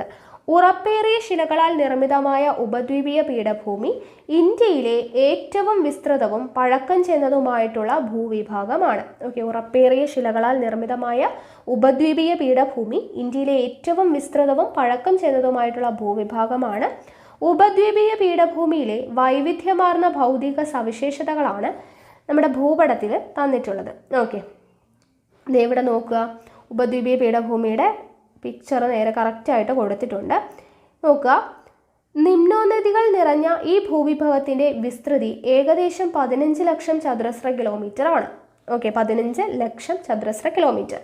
പർവ്വതങ്ങൾ, പീഠഭൂമികൾ, താഴ്വരകൾ എന്നിങ്ങനെ വൈവിധ്യമാർന്ന ഭൂപ്രകൃതിയാണ് ഇവിടെയുള്ളത്.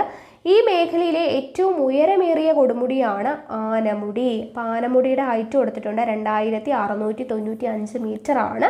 ഓക്കെ, അപ്പോൾ ഈ മേഖലയിൽ ഉപദ്വീപീയ പീഠഭൂമിയിലെ ഏറ്റവും ഉയരമേറിയ കൊടുമുടി ഏതാണ്? ആനമുടിയാണ്. അത് നമ്മൾ നേരത്തെ പഠിച്ചു. ഉയരം 2695 മീറ്റർ ആണ്. ഇത് കേരളത്തിലെ ഇടുക്കി ജില്ലയിലാണ് സ്ഥിതി ചെയ്യുന്നത്. വിവിധ തരം ധാതുക്കളുടെ ഒട്ടനവധി നിക്ഷേപങ്ങൾ ഈ മേഖലയിലുള്ളതിനാൽ ഉപദ്വീപീയ പീഠഭൂമിയെ ധാതുക്കളുടെ കലവറ എന്നാണ് അറിയപ്പെടുന്നത്. ഓക്കെ, ധാതുക്കളുടെ കലവറ, ഇന്ത്യയുടെ ധാന്യപ്പുര എന്ന് നമ്മൾ പഠിച്ചു ഉത്തര മഹാസമതലത്തിലെ. അപ്പോൾ അതുപോലെ ഇത് മാറിപ്പോകരുത്. ഉപദ്വീപീയ പീഠഭൂമി എന്താണ് അറിയപ്പെടുന്നത്? ധാതുക്കളുടെ കലവറ എന്നാണ് അറിയപ്പെടുന്നത്. ഒട്ടനവധി ധാതു നിക്ഷേപങ്ങൾ ഉള്ളത് കൊണ്ട് തന്നെ ധാതുക്കളുടെ കലവറ എന്ന് അറിയപ്പെടുന്നുണ്ട്. കാലികമായി മാത്രം മഴ ലഭിക്കുന്ന ഇവിടുത്തെ നൈസർഗിക സസ്യജാലങ്ങൾ ഉഷ്ണമേഖല ഇലപൊഴിയും കാടുകളാണ്. ഓക്കെ, കാലികമായി മാത്രം മഴ ലഭിക്കുന്ന സസ്യജാലങ്ങൾ, ഉപദ്വീപീയ പീഠഭൂമിയിൽ കാണപ്പെടുന്ന സസ്യജാലങ്ങൾ ഏതാണ്? ഉഷ്ണമേഖല ഇലപൊഴിയും കാടുകളാണ്. തേക്ക്, സാല്, ചന്ദനം, മുള എന്നിവ ഇവിടെ കാണപ്പെടുന്നു. എന്തൊക്കെയാണ്? തേക്ക്, സാല്, ചന്ദനം, മുള തുടങ്ങിയ സസ്യജാലങ്ങൾ കാണപ്പെടുന്നുണ്ട്. ധാരാളം മഴ ലഭിക്കുന്ന പശ്ചിമഘട്ട മലനിരകളുടെ പടിഞ്ഞാറൻ ചെരുവുകളിലാവട്ടെ ഉഷ്ണമേഖലാ മഴക്കാടുകളാണ് ഉള്ളത്. ഓക്കെ, ഇപ്പോൾ പശ്ചിമഘട്ട മലനിരകളുടെ പടിഞ്ഞാറൻ ചെരുവുകളിൽ എന്താണ്? ഉഷ്ണമേഖല മഴക്കാടുകളാണുള്ളത്. എന്തുകൊണ്ടാണ്? അവിടെ ധാരാളമായിട്ട് മഴ ലഭിക്കുന്നത് കൊണ്ട്. ഓക്കെ, ഉപദ്വീപീയ പീഠഭൂമിയുടെ തെക്കുഭാഗമായ ഡെക്കാൻ പീഠഭൂമിയുടെ മിക്ക പ്രദേശങ്ങളും അനേകം ദശലക്ഷം വർഷങ്ങൾക്ക് മുൻപ് ഒഴുകിപ്പരന്ന ലാവ തണുത്തുറഞ്ഞുണ്ടായതാണ്. നമ്മൾ പഠിച്ചു, ഡെക്കാൻ പീഠഭൂമി ഉണ്ടായത് അനേകം വർഷങ്ങൾ, ദശലക്ഷം വർഷങ്ങൾക്ക് മുൻപ് ഒഴുകിപ്പരന്ന ലാവ തണുത്തുറഞ്ഞുണ്ടായതാണ്. പ്രധാനമായും ബസാൾട്ട് എന്ന ആഗ്നേയ ശിലകളാൽ നിർമ്മിതമായ ഈ പീഠഭൂമിയിൽ, ഇപ്പോൾ ഡെക്കാൻ പീഠഭൂമി നിർമ്മിതമായിരിക്കുന്നത് ബസാൾട്ട് എന്ന് പറയുന്ന ആഗ്നേയ ശിലകൾ കൊണ്ടാണ്. ഇവിടെ വ്യാപകമായി കറുത്ത മണ്ണ് കാണപ്പെടുന്നു. ഓക്കെ, അപ്പോൾ ഡെക്കാൻ പീഠഭൂമിയിൽ കാണപ്പെടുന്നത് കറുത്ത മണ്ണാണ്. ഈ മണ്ണ് പരുത്തി കൃഷിക്ക് അനുയോജ്യമായതിനാൽ കറുത്ത പരുത്തി മണ്ണ് എന്നും അറിയപ്പെടുന്നു. പരുത്തി കൃഷിക്ക് അനുയോജ്യമായതുകൊണ്ട് കറുത്ത പരുത്തി മണ്ണ് എന്നും അറിയപ്പെടുന്നുണ്ട്. ഉപദ്വീപീയ പീഠഭൂമി പ്രദേശങ്ങളിൽ ചെമ്മണ്ണും ധാരാളമായി കാണപ്പെടുന്നു. താരതമ്യേന ഫലഭൂയിഷ്ടി കുറവായ ഈ മണ്ണിലെ ഇരുമ്പിന്റെ അംശം ഇതിന് ചുവപ്പ് നിറം നൽകുന്നു. അപ്പോൾ ചെമ്മണ്ണ് കാണപ്പെടുന്നുണ്ട്. ചെമ്മണ്ണിന്റെ ചുവന്ന നിറത്തിന് കാരണം എന്താണ്? ഇരുമ്പിന്റെ അംശമാണ്. മൺസൂൺ മഴയും ഇടിവെട്ടുള്ള വേനൽക്കാലവും മാറി മാറി അനുഭവപ്പെടുന്ന പ്രദേശങ്ങളിൽ ലാറ്ററൈറ്റ് മണ്ണ് രൂപപ്പെടുന്നു. ഓക്കെ, മൺസൂൺ മഴയും ഇടവിട്ടുള്ള വേനൽക്കാലവും മാറി മാറി അനുഭവപ്പെടുന്ന പ്രദേശങ്ങളിൽ എന്താണ്? ലാറ്ററൈറ്റ് മണ്ണാണ് രൂപപ്പെടുന്നത്. ഉപദ്വീപീയ പീഠഭൂമിയിലെ ഉയർന്ന പ്രദേശങ്ങളിൽ നിന്ന് ഉത്ഭവിക്കുന്ന നദികൾ ഉപദ്വീപീയ നദികൾ എന്നാണ് അറിയപ്പെടുന്നത്. ഹിമാലയ പ്രദേശങ്ങളിൽ നിന്ന് ഉത്ഭവിക്കുന്നവ ഹിമാലയൻ നദികൾ എന്ന് അറിയപ്പെട്ടു.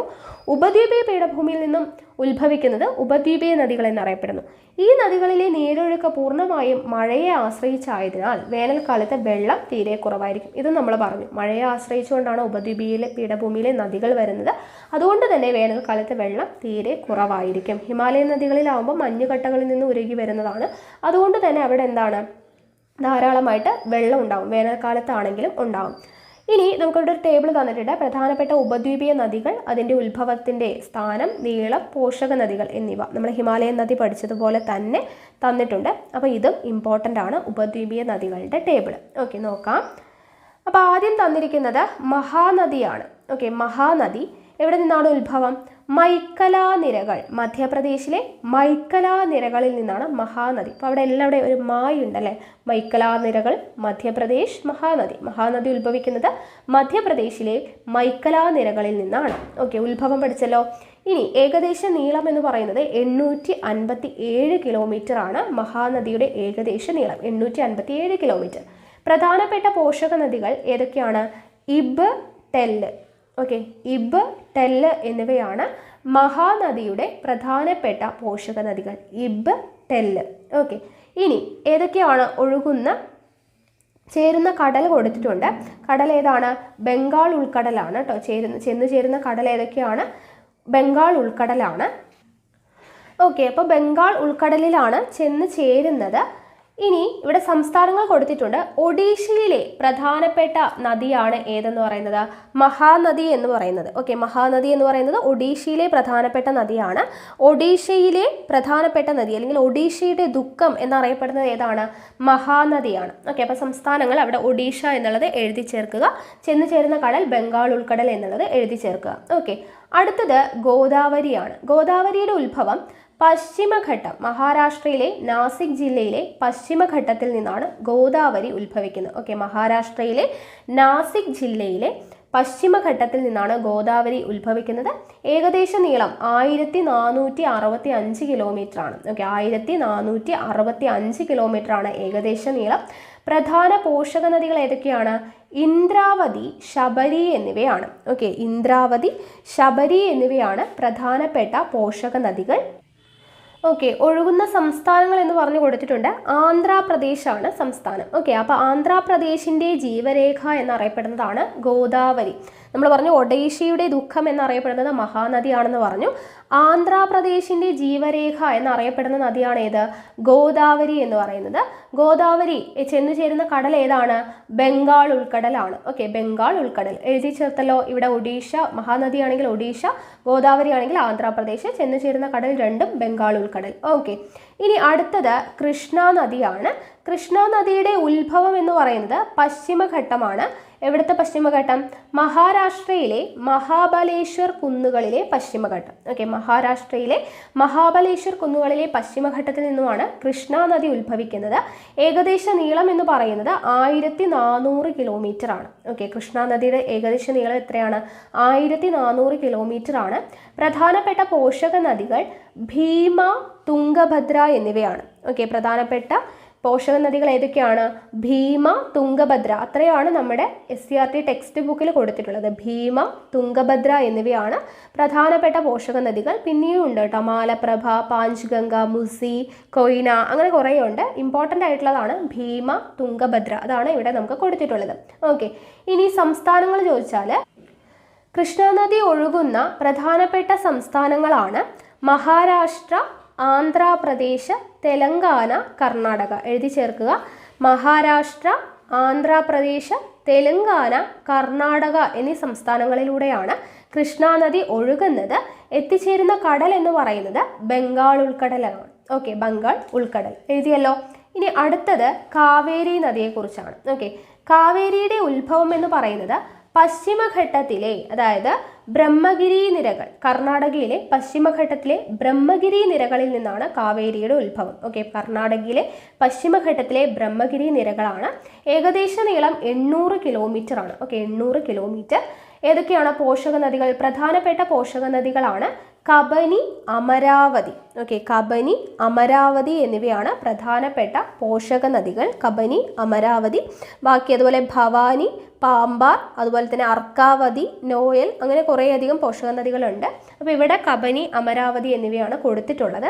ഓക്കെ, ഇനി ഒഴുകുന്ന സംസ്ഥാനങ്ങൾ ചോദിച്ചു കഴിഞ്ഞാൽ കർണാടക തന്നെയാണ് കേട്ടോ. കാവേരി നദിയുടെ മെയിനായിട്ട് ഒഴുകുന്ന സംസ്ഥാനം ചോദിച്ചു കഴിഞ്ഞാൽ കർണാടകയാണ്. ചെന്ന് ചേരുന്നത് എവിടെയാണ്? ബംഗാൾ ഉൾക്കടലിലാണ്. ഓക്കെ, ഇനി അടുത്തത് നർമ്മദ നദിയാണ്. നർമ്മദ നദിയുടെ ഉത്ഭവം മൈക്കലാ നിരകൾ, ഛത്തീസ്ഗഡിലെ മൈക്കലാ നിരകളിൽ നിന്നുമാണ് നർമ്മദ നദി ഉത്ഭവിക്കുന്നത്. ഏകദേശ നീളം എത്രയാണ്? 1312 കിലോമീറ്റർ ആണ് നർമ്മദയുടെ ഏകദേശ നീളം. ഓക്കെ, 1312 കിലോമീറ്റർ ആണ്. പ്രധാനപ്പെട്ട പോഷക നദികളാണ് ഹിരൺ, ബഞ്ചൻ. ഓക്കെ, ഹിരൺ, ബഞ്ചൻ എന്നിവയാണ് പ്രധാനപ്പെട്ട പോഷക നദികൾ. ഓക്കെ, അപ്പോൾ ഹിരൺ, ബഞ്ചൻ മാത്രമല്ല ഷേർ, താവ, ഹിരൺ, ബർണ അങ്ങനെയുള്ള കുറച്ച് പോഷക നദികളൊക്കെ ഉണ്ട് നർമ്മദയ്ക്ക്. ഇനി ഒഴുകുന്ന സംസ്ഥാനങ്ങൾ ചോദിച്ചു കഴിഞ്ഞാൽ മധ്യപ്രദേശ്, ഗുജറാത്ത് എന്നീ സംസ്ഥാനങ്ങളിലൂടെയെല്ലാം നർമ്മദ ഒഴുകുന്നുണ്ട്. ഓക്കെ, ഗുജറാത്ത്, മധ്യപ്രദേശ്. ഇനി ചെന്ന് ചേരുന്നത് എവിടെയാണ്? നർമ്മദ അറബിക്കടലിലാണ്. ഓക്കെ, അറബിക്കടലിൽ ചേരുന്നത് നർമ്മദ അറബിക്കടലിലാണ് ചേരുന്നത്. ഇനി അടുത്തത് താപ്തിയാണ്. താപ്തി നദിയുടെ ഉത്ഭവം മുണ്ടായ് പീഠഭൂമിയാണ്. മധ്യപ്രദേശിലെ ബൈതുൽ ജില്ലയിലെ മുണ്ടായ് പീഠഭൂമിയിൽ നിന്നാണ് താപ്തി നദി ഉത്ഭവിക്കുന്നത്. ഏകദേശ നീളം എന്ന് പറയുന്നത് 724 കിലോമീറ്റർ ആണ്. ഓക്കെ, ഏകദേശ നീളം എത്രയാണ്? 724 കിലോമീറ്റർ. പ്രധാനപ്പെട്ട പോഷക നദികൾ ആനർ, ഗിർന എന്നിവയാണ്. ഓക്കെ, ആനർ, ഗിർന എന്നിവയാണ് പ്രധാനപ്പെട്ട പോഷക നദികൾ. അതുപോലെ തന്നെ പൂർണ, സുഖി, ബേത്തൽ, പത്കി, ബോറി, പഞ്ചാര അങ്ങനെയുള്ള പോഷക നദികളും ഉണ്ട്. മെയിനായിട്ട് ഇവിടെ തന്നിട്ടുള്ളത് ആനർ, ഗിർണയാണ്. ഇനി ഒഴുകുന്ന സംസ്ഥാനങ്ങൾ ചോദിച്ചു കഴിഞ്ഞാൽ മധ്യപ്രദേശ്, ഗുജറാത്ത്, മഹാരാഷ്ട്ര എന്നീ സംസ്ഥാനങ്ങളിലൂടെ താപ്തി നദി ഒഴുകുന്നുണ്ട്. ഓക്കെ, മധ്യപ്രദേശ്, ഗുജറാത്ത്, മഹാരാഷ്ട്ര എന്നീ സംസ്ഥാനങ്ങളിലൂടെ താപ്തി നദി ഒഴുകുന്നുണ്ട്. ചെന്ന് ചേരുന്ന കടൽ ഏതാണ്? അറബിക്കടലാണ്. അപ്പം നർമ്മദയും താപ്തിയുമാണ് അറബിക്കടലിൽ ചേരുന്നത്. ബാക്കി കാവേരി, കൃഷ്ണ, ഗോദാവരി, മഹാനദി ഇതെല്ലാം ബംഗാൾ ഉൾക്കടലിലാണ് ചെന്ന് ചേരുന്നത്. ഓക്കെ ആണല്ലോ. അപ്പോൾ ഈ ഒരു കോളം നിങ്ങൾ ഫില്ല് ചെയ്തു എന്ന് വിചാരിക്കുന്നു. ഞാൻ പറഞ്ഞത് കേട്ടിട്ട്. ഓക്കെ, ഫില്ല് ചെയ്തിട്ട് അത് പഠിക്കുക കേട്ടോ. ഇനി ഉപദ്വീപീയ നദികളിൽ ഏറ്റവും നീളം കൂടിയത് ഗോദാവരിയാണ്. ഓക്കെ, ഇമ്പോർട്ടൻ്റ് ആണ്. ഉപദ്വീപീയ നദികളിൽ ഏറ്റവും നീളം കൂടിയ നദി ഏതാണ്? ഗോദാവരിയാണ്. മിക്ക ഉപദ്വീപീയ നദികളിലും വെള്ളച്ചാട്ടം സാധാരണമാണ്.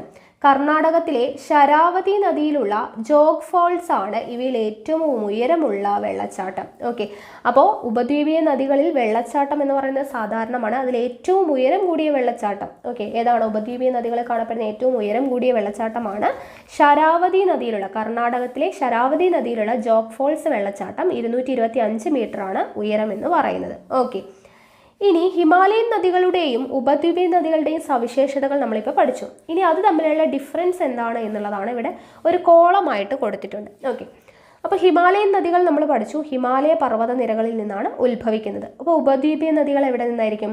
ഉപദ്വീപീയ പീഠഭൂമിയിലെ മലനിരകളിൽ നിന്നും ഉത്ഭവിക്കുന്നതാണ് ഉപദ്വീപീയ നദികൾ. ഓക്കെ, ഇനി ഹിമാലയ നദികൾ എന്ന് പറയുമ്പോൾ അതിവിസ്തൃതമായ വൃഷ്ടിപ്രദേശമായിരിക്കും. ഉപദ്വീപീയ നദികൾക്ക് എന്താണ്? വിസ്തൃതി കുറഞ്ഞ വൃഷ്ടിപ്രദേശമായിരിക്കും. ഇനി ഹിമാലയൻ നദികളിൽ അപരദന തീവ്രത കൂടുതലാണ്. ഉപദ്വീപീയ നദികളിലാവുമ്പോൾ അപരദന തീവ്രത താരതമ്യേന കുറവാണ്. ഹിമാലയൻ നദികളിൽ പർവ്വത മേഖലകളിൽ ഗിരികന്ധരങ്ങൾ സൃഷ്ടിക്കുകയും സമതലങ്ങളിൽ വളഞ്ഞു പുളഞ്ഞൊഴുകുകയും ചെയ്യുന്നു. ഹിമാലയ നദികളുടെ പ്രത്യേകത എന്താണ്? പർവ്വത മേഖലകളിൽ ഗിരികന്ധരങ്ങൾ സൃഷ്ടിക്കുകയും സമതലം എത്തുമ്പോൾ വളഞ്ഞു പുളഞ്ഞൊഴുകുകയും ചെയ്യുന്നു. ഉപദ്വീപീയ നദികളാവുമ്പോൾ കാഠിന്യമേറിയ ശിലകളിലൂടെ ഒഴുകുന്നതിനാൽ അഗാധ താഴ്വരകൾ എന്ത് ചെയ്യുന്നില്ല? സൃഷ്ടിക്കപ്പെടുന്നില്ല. ഓക്കെ, ഹിമാലയൻ നദികളിൽ ഉയർന്ന ജലസേചന ശേഷിയുണ്ട്. ഉപദ്വീപീയ നദികളാവുമ്പോൾ കുറഞ്ഞ ജലസേചന ശേഷിയേ ഉള്ളൂ.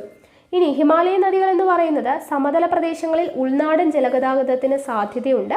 ഉപദ്വീപീയ നദികളിലാവുമ്പോൾ ഉൾനാടൻ ജലഗതാഗതത്തിന് സാധ്യത താരതമ്യേന കുറവാണ്. ഓക്കെ, അപ്പോൾ ഈ ഹിമാലയൻ നദികളും ഉപദ്വീപീയൻ നദികളും തമ്മിലുള്ള ഈ ഒരു ഡിഫറൻസ് നിങ്ങൾ കറക്റ്റായിട്ട് പഠിച്ചു വയ്ക്കുക. ഈ ഒരു ടേബിൾ വളരെയധികം ഇമ്പോർട്ടൻ്റ് ആണ്. ഇനി പീഠഭൂമിയിലെ ജീവിതം എന്ന് പറഞ്ഞ് കൊടുത്തിട്ടുണ്ട്. നോക്കുക, പരുത്തി, പയറുവർഗ്ഗങ്ങൾ, നിലക്കടല, കരിമ്പ്, ചോളം, റാഗി, മുളക് എന്നിവയാണ് ഈ പ്രദേശത്തെ പ്രധാന കാർഷിക വിളകൾ. നമ്മൾ മുന്നേ പഠിച്ചതാണ്. ഉപദ്വീപീയ പീഠഭൂമിയിലെ പ്രധാനപ്പെട്ട കാർഷിക വിളകൾ ഏതൊക്കെയാണ്? പരുത്തി, പയറുവർഗ്ഗങ്ങൾ, നിലക്കടല, കരിമ്പ്, ചോളം, റാഗി, മുളക് എന്നിവയാണ്. ഇരുമ്പയിര്, കൽക്കരി, മാംഗനീസ്, ബോക്സൈറ്റ്, ചുണ്ണാമ്പുകല്ല് എന്നിവയാണ് പ്രധാന ധാതു വിഭവങ്ങൾ. ഇതും നമ്മൾ പഠിച്ചല്ലേ? ഇരുമ്പയിര്, കൽക്കരി, മാംഗനീസ്, ബോക്സൈറ്റ്, ചുണ്ണാമ്പുകല്ല് എന്നിവയാണ് പ്രധാന ധാതു വിഭവങ്ങൾ. കൃഷി, ഖനനം, ധാതു അധിഷ്ഠിത വ്യവസായങ്ങൾ എന്നിവയാണ് പ്രധാനപ്പെട്ട തൊഴിൽ മേഖലകൾ. ഓക്കെ, ഇനി സുന്ദര തീരങ്ങളിലൂടെ എന്ന് പറഞ്ഞു കൊടുത്തിട്ടുണ്ട്. നോക്കുക, ജലഛായ ചിത്രങ്ങൾ പോലെ മനോഹരങ്ങളാണ് ഇന്ത്യയിലെ ഓരോ കടൽ തീരവും. ഈ സുന്ദര തീരങ്ങളിലൂടെ പശ്ചിമ ബംഗാളിൽ നിന്ന് ഗുജറാത്ത് വരെ നിങ്ങൾ ഒരു യാത്ര പോകുന്നതായിട്ട് സങ്കല്പിക്കും. അപ്പോൾ ഏതൊക്കെ സംസ്ഥാനങ്ങളിലൂടെയാണ്? അപ്പോൾ നമ്മൾ തീരപ്രദേശം ഏതൊക്കെ സംസ്ഥാനങ്ങളിലൂടെയാണ് എന്നുള്ളത് നമ്മൾ പഠിച്ചതാണ് അല്ലേ? ഇവിടെ നോക്കുക, ഗുജറാത്തിലെ റാൻ ഓഫ് കച്ചിൽ തുടങ്ങി ഗംഗ ബ്രഹ്മപുത്ര ഡെൽറ്റ പ്രദേശം വരെ നീളുന്ന ഈ തീരപ്രദേശത്തിന് ഏകദേശം 6100 കിലോമീറ്റർ നീളമുണ്ട്. അപ്പോൾ തീരപ്രദേശത്തിൻ്റെ നീളം നമ്മൾ മുന്നേ പഠിച്ചു. 6100 കിലോമീറ്റർ നീളമാണുള്ളത്. എവിടെ മുതൽ എവിടം വരെയാണ്? ഗുജറാത്തിലെ റാൻ ഓഫ് കച്ച് മുതൽ ഗംഗ ബ്രഹ്മപുത്ര ഡെൽറ്റ പ്രദേശം വരെ നീളുന്ന തീരപ്രദേശമാണ്. 6100 കിലോമീറ്റർ ആണ് നീളമുള്ളത്. ഇന്ത്യയുടെ തീരസമതലത്തെ നമുക്ക് രണ്ടായിട്ട് തിരിക്കാം.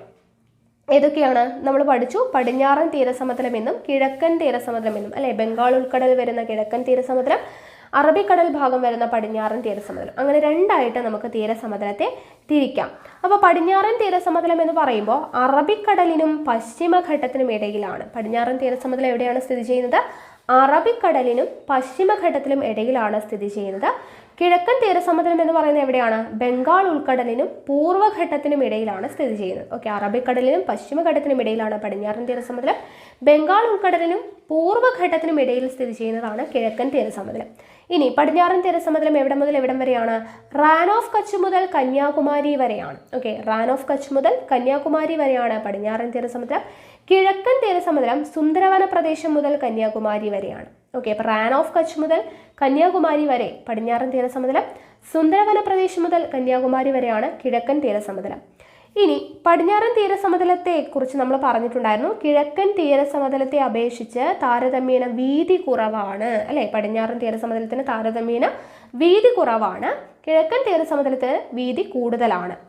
ഇനി പടിഞ്ഞാറൻ തീരസമതലത്തിന്റെ കാര്യം പറയുമ്പോൾ അവിടെ ഗുജറാത്ത് തീരസമതലം, കൊങ്കൺ തീരസമതലം, മലബാർ തീരസമതലം എന്നിങ്ങനെ മൂന്നായിട്ട് തിരിക്കാം. പടിഞ്ഞാറൻ തീരസമതലത്തെ ഗുജറാത്ത് തീരസമതലം എന്നും കൊങ്കൺ തീരസമതലം എന്നും മലബാർ തീരസമതലം എന്നും മൂന്നായിട്ട് തിരിക്കാം. കിഴക്കൻ തീരസമതലത്തെ എങ്ങനെ തിരിക്കാം? കോറമാണ്ടൽ തീരസമതലം, വടക്കൻ സിർക്കാസ് തീരസമതലം എന്നിങ്ങനെ രണ്ടായിട്ട് തിരിക്കാം. ഓക്കെ, കോറമാണ്ടൽ എന്നും വടക്കൻ സിർക്കാസ് എന്നും രണ്ടായിട്ട് തിരിക്കാം. പടിഞ്ഞാറൻ തീരസമതലത്തിന്റെ പ്രത്യേകത കായലുകളും അഴിമുഖങ്ങളും കാണപ്പെടുന്നു എന്നുള്ളതാണ്. കിഴക്കൻ തീരസമതലത്തിലാണെങ്കിൽ ഡെൽറ്റ രൂപീകരണം നടക്കുന്നു എന്നുള്ളതാണ്. ഓക്കെ, അപ്പോൾ ഈ പടിഞ്ഞാറൻ തീരസമതലത്തിൻ്റെയും കിഴക്കൻ തീരസമതലത്തിൻ്റെയും ഡിഫറൻസ് ഈ കോളം ഇമ്പോർട്ടൻ്റ് ആണ്. ഓക്കെ, ഇവിടെ ചിത്രം കൊടുത്തിട്ടുണ്ട് കണ്ടോ, പടിഞ്ഞാറൻ തീരസമതലം, കിഴക്കൻ തീരസമതലം. ഓക്കെ, ഇനി തീരസമതലങ്ങളിലുടനീളം എക്കൽ മണ്ണിന്റെ സാന്നിധ്യമുണ്ട്. നെല്ല്, തെങ്ങ് തുടങ്ങിയ വിളകൾ ഈ മണ്ണിൽ വ്യാപകമായി കൃഷി ചെയ്യുന്നു. നമ്മൾ പറഞ്ഞതാണ് തീരസമതലങ്ങളിൽ നെല്ല്, തെങ്ങ് എന്നിവയാണ് കൃഷി ചെയ്യുന്നത്. ഇനി തീരസമതലങ്ങളിലെ ജീവിതം എങ്ങനെയാണ്? തീരപ്രദേശങ്ങളിലെ ജനങ്ങളുടെ പ്രധാന തൊഴിൽ മത്സ്യബന്ധനമാണ്. നമുക്കറിയാം അല്ലെ, തീരപ്രദേശങ്ങളിലെ ജനങ്ങളുടെ പ്രധാന തൊഴിൽ എന്താണ്? മത്സ്യബന്ധനമാണ്. തീരസമതലങ്ങളിൽ വിനോദസഞ്ചാരത്തിനും ഏറെ സാധ്യതകളുണ്ട്. നെല്ല്, തെങ്ങ് എന്നിവ പടിഞ്ഞാറൻ തീരത്തെ പ്രധാന കാർഷിക വിളകളാണ്. കിഴക്കൻ തീരസമതലത്തിലെ കാവേരി, കൃഷ്ണ, ഗോദാവരി, മഹാനദി എന്നീ നദീതടങ്ങളിൽ വ്യാപകമായി നെല്ല് കൃഷി ചെയ്യുന്നു. ഇതും നമ്മൾ പഠിച്ചു അല്ലെ. പടിഞ്ഞാറൻ തീരസമതലത്തിൽ നെല്ലും തെങ്ങും കൃഷി ചെയ്യുന്നുണ്ട്. കിഴക്കൻ തീരസമതലത്തിൽ എസ്പെഷ്യലി കാവേരി, കൃഷ്ണ, ഗോദാവരി, മഹാനദി എന്നീ നദീതടങ്ങളിൽ വ്യാപകമായി എന്ത് കൃഷി ചെയ്യുന്നു? നെല്ല് കൃഷി ചെയ്യുന്നു. ഓക്കെ, ഇനി അടുത്തത് ദ്വീപുകളെ കുറിച്ചാണ്. നമ്മുടെ സ്വന്തം ദ്വീപുകളിലേക്ക്. കൊച്ചിയിൽ നിന്ന് അറബിക്കടലിലൂടെ ഏകദേശം 300 കിലോമീറ്റർ താണ്ടിയാൽ ലക്ഷദ്വീപുകളിൽ എത്താം. കൊച്ചിയിൽ നിന്ന് അറബിക്കടലിലൂടെ 300 കിലോമീറ്റർ താണ്ടിയാൽ എവിടെ എത്താം? ലക്ഷദ്വീപുകളിൽ എത്താം. 36 ദ്വീപുകളാണ് അറബിക്കടലിലെ ഈ ദ്വീപ സമൂഹത്തിലുള്ളത്. അപ്പം ലക്ഷദ്വീപ് എന്ന പേരുകൾ ഉണ്ടെങ്കിലും അവിടെ ആകെ എത്ര ദ്വീപുകളാണുള്ളത്? 36 ദ്വീപുകളാണ് ഉള്ളത്. ഓക്കെ, ഇവയിൽ ഏകദേശം 11 ദ്വീപുകളിൽ മാത്രമേ എന്തുള്ളൂ? ജനവാസം ഉള്ളൂ. ബംഗാരം, കടമത്ത്, മിനിക്കോയ്, കവരത്തി, അഗത്തി, ആന്ത്രോത്ത്, കൽപ്പേനി, അമിനിദേവി, ചെത്ലോത്ത്, ബിത്ര, കിൽത്താൻ എന്നിവയാണ് പ്രധാനപ്പെട്ട ദ്വീപുകൾ. ഓക്കെ, അപ്പോൾ ജനവാസമുള്ള 11 ദ്വീപുകളേ ഉള്ളൂ. അതിൽ ഏതൊക്കെയാണ് ഇമ്പോർട്ടൻ്റ് ആയിട്ടുള്ളത്? ബംഗാരം, കടമത്ത്, മിനിക്കോയി, കവരത്തി, അഗത്തി, ആന്ത്രോത്ത്, കൽപ്പേനി, അമിനിദേവി, ചെത്ലോത്ത്, ബിത്ര, കിൽത്താൻ. ഈ 11 പ്രദേശങ്ങളിലാണ് ജനവാസം ഉള്ളത്. ഓക്കെ, കവരത്തിയാണ് ലക്ഷദ്വീപിന്റെ ആസ്ഥാനം. ചോദിക്കാറുള്ളതാണ്, ലക്ഷദ്വീപിന്റെ ആസ്ഥാനം എവിടെയാണ്? കവരത്തി. അപ്പോൾ ലക്ഷദ്വീപിൽ എത്ര ദ്വീപുകളുണ്ട്? 36 ദ്വീപുകളുണ്ട്. 11 എണ്ണത്തിൽ മാത്രമേ ജനവാസമുള്ളൂ. അതിൽ 11 ഏതാണ്? ബംഗാരം, കടമത്ത്, മിനിക്കോയ്, കവരത്തി, അഗത്തി, ആന്ത്രോത്ത്, കൽപ്പേനി, അമിനിദേവി, ചെത്ലാത്ത്, ബിത്ര, കിൽത്താൻ എന്നിവയാണ് പ്രധാനപ്പെട്ട 11 ദ്വീപുകൾ. അതിലെ ലക്ഷദ്വീപിന്റെ തലസ്ഥാനമായിട്ട് വരുന്നത് ഏതാണ്? കവരത്തി എന്ന് പറയുന്ന ദ്വീപാണ്. ഓക്കെ, ലഗൂണുകളും മണൽത്തീരങ്ങളും പവിഴപ്പുറ്റുകളുമാണ് ലക്ഷദ്വീപ സമൂഹത്തിന്റെ പ്രത്യേകത. നമ്മൾ പഠിച്ചു അല്ലെ, ലഗൂണുകളും മണൽത്തീരങ്ങളും പവിഴപ്പുറ്റുകളും കാണപ്പെടുന്നുണ്ട്. കൃഷി നാമമാത്രമായ ഇവിടെ സമുദ്രത്തെ ആശ്രയിച്ചാണ് മുഖ്യ ജനജീവിതം. അതും നമ്മൾ പറഞ്ഞല്ലേ, സമുദ്രത്തെ ആശ്രയിച്ചാണ് ജനങ്ങൾ ജീവിക്കുന്നത്. മത്സ്യബന്ധനം, വിനോദസഞ്ചാരം എന്നിവയാണ് പ്രധാന വരുമാന മാർഗങ്ങൾ. ഓക്കെ, ഇനി നമുക്ക് മറ്റൊരു ദ്വീപ സമൂഹം പരിചയപ്പെടാം. ബംഗാൾ ഉൾക്കടലിലാണ് ഈ ദ്വീപ സമൂഹം സ്ഥിതി ചെയ്യുന്നത്. ഏകദേശം 200 ദ്വീപുകൾ ഉൾപ്പെടുന്ന ആൻഡമാൻ ദ്വീപുകളും 19 ദ്വീപുകൾ ഉൾപ്പെടുന്ന നിക്കോബാർ ദ്വീപുകളും അടങ്ങുന്നതാണ് ആൻഡമാൻ നിക്കോബാർ ദ്വീപ സമൂഹം. അപ്പോൾ അടുത്തത് ബംഗാൾ ഉൾക്കടലിൽ സ്ഥിതി ചെയ്യുന്ന ദ്വീപ സമൂഹമാണ് ആൻഡമാൻ നിക്കോബാർ ദ്വീപ സമൂഹം. 200 ദ്വീപുകളാണ് ആൻഡമാൻ വരുന്നത്. നിക്കോബാർ ദ്വീപുകൾ എന്ന് പറയുന്നത് 19 ദ്വീപുകളാണ്. അപ്പോൾ 200ഉം 19ഉം കൂടെ ചേർത്ത് 219 ദ്വീപുകൾ ഉൾപ്പെടുന്ന ആൻഡമാൻ നിക്കോബാർ ദ്വീപ സമൂഹമാണ് ബംഗാൾ ഉൾക്കടലിൽ വരുന്നത്. ഇവയിൽ ഭൂരിഭാഗം ദ്വീപുകളിലും എന്താണ്? ജനവാസമില്ല. മിക്കവയിലും നിബിഡ വനങ്ങളാണ്. ഇന്ത്യയിലെ ഏക അഗ്നിപർവ്വതം ഈ ദ്വീപ സമൂഹത്തിലാണ്. ഓക്കെ, ബാരൻ ദ്വീപിലാണ് ഉള്ളത്. അപ്പോൾ ഇന്ത്യയിലെ ഏക അഗ്നിപർവ്വതം എവിടെയാണ്? ആൻഡമാൻ നിക്കോബാറിലാണ്, ബാരൻ ദ്വീപിലാണ് ഉള്ളത്. ഓക്കെ, പോർട്ട് ബ്ലെയർ ആണ് ഈ ദ്വീപ സമൂഹത്തിന്റെ തലസ്ഥാനം. അപ്പോൾ ആൻഡമാൻ നിക്കോബാറിന്റെ തലസ്ഥാനം പോർട്ട് ബ്ലെയർ ആണ്. ലക്ഷദ്വീപിന്റെ കവരത്തിയാണെന്ന് പഠിച്ചു. ആൻഡമാൻ നിക്കോബാറിന്റെ തലസ്ഥാനം പോർട്ട് ബ്ലെയർ ആണ്. ഏക അഗ്നിപർവ്വതം എവിടെയാണ് സ്ഥിതി ചെയ്യുന്നത്? ആൻഡമാൻ നിക്കോബാറിലെ ബാരൻ ദ്വീപിലാണ് ഉള്ളത്. ഓക്കെ, നിക്കോബാർ ദ്വീപുകളുടെ തെക്കേ അറ്റമായിട്ടുള്ള ഇന്ദിര പോയിന്റ് ആണ് ഇന്ത്യയുടെ തെക്കേ അറ്റമായി കണക്കാക്കപ്പെടുന്നത്. അപ്പോൾ ഇന്ത്യയുടെ ഏറ്റവും തെക്കേ അറ്റത്തെ പോയിന്റ് ഏതാണ്? ഇന്ദിര പോയിന്റ് ആണ്. ഇന്ത്യയുടെ ഏറ്റവും തെക്കേ അറ്റം ഇന്ദിര പോയിന്റ് ആണ്. ആ ഇന്ദിര പോയിന്റ് കാണപ്പെടുന്നത് എവിടെയാണ്? നിക്കോബാർ ദ്വീപുകളിലാണ്. നിക്കോബാർ ദ്വീപുകളുടെ തെക്കേ അറ്റമായിട്ടുള്ള ഇന്ദിര പോയിന്റ് ആണ് ഇന്ത്യയുടെ ഏറ്റവും തെക്കേ അറ്റമായിട്ട് കണക്കാക്കുന്നത്. ഓക്കെ ആണല്ലോ. അപ്പോൾ നമ്മൾ ഇപ്പോൾ വിവിധ കുറേ ചാപ്റ്ററായി 5ാം ക്ലാസ്സിലും 6ാം ക്ലാസ്സിലും 7ാം ക്ലാസ്സിലെയും ഇപ്പോഴും എല്ലാം കൂടെ ചേർത്തിട്ട് ഇപ്പോൾ കുറേ നേരമായി ഭൂപ്രകൃതി എന്ന് പറയുന്നു അല്ലെ, ഇന്ത്യ ഭൂപ്രകൃതി എന്ന് നാമകരണം ചെയ്യാനായിട്ട് മറക്കരുതേ. ഓക്കെ. ഉത്തരപർവ്വത മേഖല, ഉത്തരമഹാസമതലം, ഉപദ്വീപീയ പീഠഭൂമി, തീരസമതലങ്ങൾ, ദ്വീപുകൾ എന്നിങ്ങനെ 5 ഭൂപ്രകൃതി വിഭാഗങ്ങളായിട്ട് ഇന്ത്യയെ തരംതിരിക്കാമെന്നും ഈ വിഭാഗങ്ങൾ ഓരോന്നും എപ്രകാരമാണ് ഇന്ത്യയിലെ ജനജീവിതത്തെ സ്വാധീനിക്കുന്നതെന്നും ഇപ്പോൾ നമ്മൾ കറക്റ്റായിട്ട് പഠിച്ചു അല്ലേ. ഇനി അടുത്തത് കാലാവസ്ഥയെക്കുറിച്ചാണ്. ഓക്കെ. ഇന്ത്യയുടെ വിവിധ പ്രദേശങ്ങളിൽ നിന്നുള്ള കുട്ടികളുടെ സംഭാഷണങ്ങൾ ഇവിടെ നോക്കുക. ഇവിടെ കേരളത്തിൽ ജൂൺ 15 പറയുന്നതാണ്, ഇന്ന് വളരെ കനത്ത മഴ ലഭിച്ചു. മഴ മാപിനി എന്ന ഉപകരണം ഉപയോഗിച്ച് ഞങ്ങൾ മഴ അളന്നു. സ്കൂൾ നോട്ടീസ് ബോർഡിൽ പ്രദർശിപ്പിച്ചു. അപ്പോൾ ജൂൺ 15 ജൂൺ മാസമാണ്, കേരളത്തിലെ അവസ്ഥയാണ്. വളരെ കനത്ത മഴ ലഭിച്ചു. മഴ മാപിനി എന്ന് ഉപയോഗിച്ച് മഴ അളന്നു. മഴ അളക്കാനുള്ള ഉപകരണമാണ്. അപ്പം മഴ മാപിനി, അത് ഓർത്തിരിക്കുക. മഴ എന്നുള്ളത് ആ ഒരു കുട്ടികളുടെ സംഭാഷണത്തിൽ നിന്ന് നമുക്കിവിടെ കേരളത്തിൽ നല്ല മഴയാണ് ജൂണിൽ എന്നുള്ളത് മനസ്സിലായി. ഇനി രാജസ്ഥാനിൽ മെയ് 10 ഓക്കെ, ഒരു കുട്ടി പറയുന്നതാണ്, കടുത്ത വരൾച്ചയാണ് ഇവിടെ, കുടിവെള്ളത്തിന് പോലും ക്ഷാമം, ജൂണാണ് ഏറ്റവും ചൂടേറിയ മാസം. അപ്പം നമ്മുടെ കേരളത്തിൽ നല്ല ശക്തമായിട്ട് നല്ല മഴയുണ്ട് എന്ന് പറയുന്ന ഈ സമയത്ത് ഇവിടെ ഏറ്റവും കൂടുതൽ ചൂട് അനുഭവപ്പെടുന്നു എന്ന് പറയുന്നു. എവിടെയാണ്? രാജസ്ഥാനിലെ കുട്ടിയാണ് പറയുന്നത്. അടുത്തത് രാജസ്ഥാനിൽ തന്നെ ജനുവരി 10 ഉള്ള ഒരു കാര്യമാണ് നോക്കുക. അതിശൈത്യമാണ് ഇവിടെ, സ്കൂളുകൾക്ക് 2 ദിവസമായി അവധിയാണ്, സമുദ്രത്തിൽ നിന്ന് ഏറെ അകലെയായതുകൊണ്ടാണ് ഇവിടെ ഇത്രയും ശൈത്യം. ഓക്കെ. അപ്പോൾ ഇവിടെ ജനുവരി മാസത്തിൽ എന്താണ് പ്രശ്നം? നല്ല ശൈത്യമാണ്, ജൂണിൽ നല്ല ചൂടാണ്. ചെന്നൈ ചിന്നസ്വാമി സ്റ്റേഡിയത്തിൽ നടത്താനിരുന്ന ഏകദിന ക്രിക്കറ്റ് മത്സരം മഴ മൂലം മാറ്റിവെച്ചു. ഞങ്ങൾ മത്സരം കാണാൻ ഒരുപാട് ആഗ്രഹിച്ചിരുന്നു. എപ്പോഴാണ്? നവംബർ 20 തമിഴ്നാട്ടിൽ മഴ എപ്പോഴാണ്? നവംബറിലെ കാര്യമാണ് അവിടെ പറയുന്നത് അല്ലേ. അപ്പോൾ ഓരോ പ്രദേശത്തും ഓരോ കാലാവസ്ഥയാണ് എന്നുള്ളത് അറിയിക്കാൻ വേണ്ടിയിട്ടാണ് ഇവിടെ കൊടുത്തിരിക്കുന്നത്. നോക്കുക, ഇന്ത്യയിൽ എല്ലായിടത്തും എപ്പോഴും കാലാവസ്ഥ ഒരുപോലെയല്ല അനുഭവപ്പെടുന്നത്. അത് നമുക്ക് മനസ്സിലായ കാര്യമാണ്, നമ്മൾ മുന്നേ പറഞ്ഞു. ഭൂപ്രകൃതിയിലെ വൈവിധ്യം പോലെ തന്നെ കാലാവസ്ഥയിലും എന്തുണ്ട്? വൈവിധ്യമുണ്ട്. എന്തുകൊണ്ടാണ് കാലാവസ്ഥയിലെ ഈ പ്രദേശത്തിനുള്ള വൈവിധ്യം? ഏതൊക്കെ ഘടകങ്ങളാണ് കാലാവസ്ഥയിലുള്ള വ്യത്യാസങ്ങൾക്ക് കാരണമാകുന്നത്? അപ്പോൾ അടുത്ത് നമ്മൾ പഠിക്കുന്നത് ഇമ്പോർട്ടൻ്റ് ആയിട്ടുള്ള ഈ പോയിന്റ്സ് ആണ്. ഇന്ത്യയുടെ കാലാവസ്ഥയെ സ്വാധീനിക്കുന്ന ഘടകങ്ങൾ ഏതൊക്കെയാണ്? അക്ഷാംശീയ സ്ഥാനം, ഭൂപ്രകൃതി, സമുദ്ര സാമീപ്യം, സമുദ്രനിരപ്പിൽ നിന്നുള്ള ഉയരം. ഓക്കെ, അക്ഷാംശീയ സ്ഥാനം, ഭൂപ്രകൃതി, സമുദ്ര സാമീപ്യം, സമുദ്രനിരപ്പിൽ നിന്നുള്ള ഉയരം, ഇതൊക്കെയാണ് കാലാവസ്ഥയെ സ്വാധീനിക്കുന്ന ഘടകങ്ങൾ. ഓക്കെ. ഇനി ഇന്ത്യയിലെ ഋതുക്കളെ പൊതുവായിട്ട് 4 തിരിക്കാം. ഓക്കെ, ഇന്ത്യയിലെ ഋതുക്കളെ എത്രയായി തിരിക്കാം? 4 തിരിക്കാം. 1 ശൈത്യകാലം, 2 ഉഷ്ണകാലം, 3 തെക്കു പടിഞ്ഞാറൻ മൺസൂൺ കാലം, 4 മൺസൂണിൻ്റെ പിൻവാങ്ങൽ കാലം. അപ്പോൾ ഇന്ത്യയിലെ ഋതുക്കളെ 4 തിരിക്കുന്നത്. ശൈത്യകാലം, ഉഷ്ണകാലം, തെക്കു പടിഞ്ഞാറൻ മൺസൂൺ കാലം, മൺസൂണിൻ്റെ പിൻവാങ്ങൽ കാലം. അപ്പോൾ ആദ്യം ശൈത്യകാലമാണ് നമ്മൾ പഠിക്കുന്നത്. ശൈത്യകാലം ഡിസംബർ, ജനുവരി ടു ഫെബ്രുവരി ആണ്. ശൈത്യകാലത്തിൻ്റെ പിക്ചർ ഇവിടെ കൊടുത്തിട്ടുണ്ട്. നമ്മൾ നേരത്തെയൊക്കെ പഠിച്ച കാര്യങ്ങൾ തന്നെയാണ്, ഒന്നുകൂടെ നോക്കാം. ഉത്തരേന്ത്യയിൽ നിന്നുള്ള ചില ശൈത്യകാല ചിത്രങ്ങളാണ്. പത്രങ്ങളിൽ നിന്നും ഉത്തരേന്ത്യയിൽ നിന്നും കൊടുതണുപ്പിനെ കുറിച്ച് നിങ്ങൾ മനസ്സിലാക്കിയിട്ടുണ്ട്. എന്തുകൊണ്ടാണ് ഇങ്ങനെ? സൂര്യൻ്റെ ദക്ഷിണായന കാലത്താണ് ഇന്ത്യയിൽ ശൈത്യകാലം അനുഭവപ്പെടുന്നത്. ഇമ്പോർട്ടൻ്റ് ആയിട്ടുള്ളൊരു പോയിൻ്റാണ്. സൂര്യൻ്റെ ദക്ഷിണായന കാലത്താണ് ഇന്ത്യയിൽ എന്തനുഭവപ്പെടുന്നത്? ശൈത്യകാലം അനുഭവപ്പെടുന്നത്. ഈ കാലയളവിൽ ഇന്ത്യയിൽ പല ഭാഗങ്ങളിലും കനത്ത മൂടൽ മഞ്ഞും ഹിമാലയത്തിൻ്റെ താഴ്വരകളിൽ മഞ്ഞുവീഴ്ചയും ഉണ്ടാവാറുണ്ട്. അപ്പോൾ സൂര്യൻ്റെ ദക്ഷിണായന കാലത്താണ് ഇന്ത്യയിൽ ശൈത്യകാലം അനുഭവപ്പെടുന്നത്.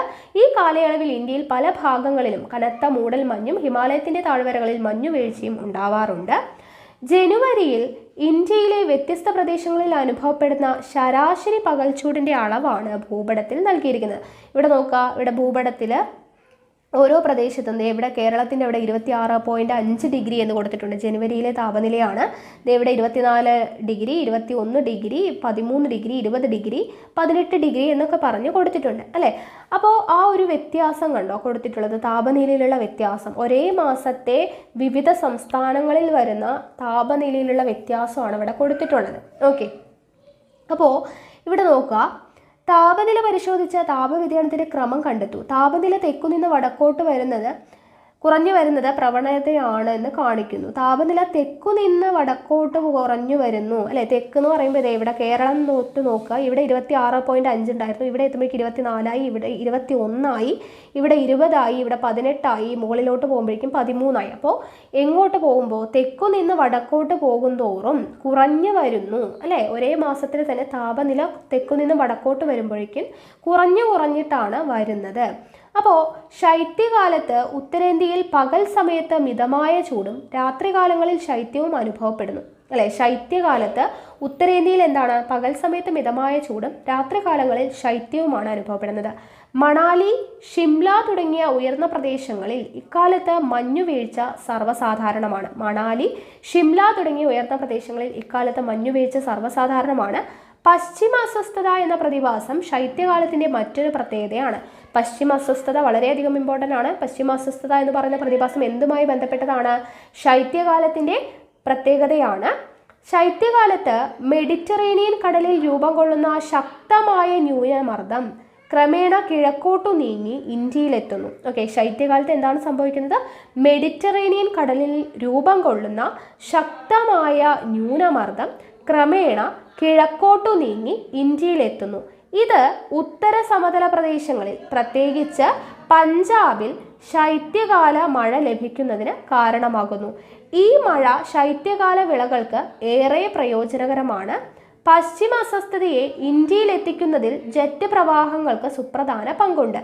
ട്രോപ്പോപാസിലൂടെയുള്ള അതിശക്തമായ വായുപ്രവാഹമാണ് ജെറ്റ് പ്രവാഹങ്ങൾ. അപ്പോൾ നോക്കുക, എന്താണ് പശ്ചിമ അസ്വസ്ഥത? ശൈത്യകാലത്ത് മെഡിറ്ററേനിയൻ കടലിൽ രൂപം കൊള്ളുന്ന ശക്തമായ ന്യൂനമർദ്ദം കിഴക്കോട്ടു നീങ്ങി ഇന്ത്യയിലെത്തുന്നു. ഇതെന്ത് ചെയ്യുന്നു? ഉത്തര സമതല പ്രദേശങ്ങളിൽ പ്രത്യേകിച്ച് പഞ്ചാബിൽ ശൈത്യകാല മഴ ലഭിക്കുന്നതിന് കാരണമാകുന്നു. ഈ മഴ ശൈത്യകാല വിളകൾക്ക് ഏറെ പ്രയോജനകരമാണ്. പശ്ചിമ അസ്വസ്ഥതയെ ഇന്ത്യയിൽ എത്തിക്കുന്നതിൽ ജെറ്റ് പ്രവാഹങ്ങൾക്ക് സുപ്രധാന പങ്കുണ്ട്. അപ്പോൾ എന്താണ് ജെറ്റ് പ്രവാഹങ്ങൾ?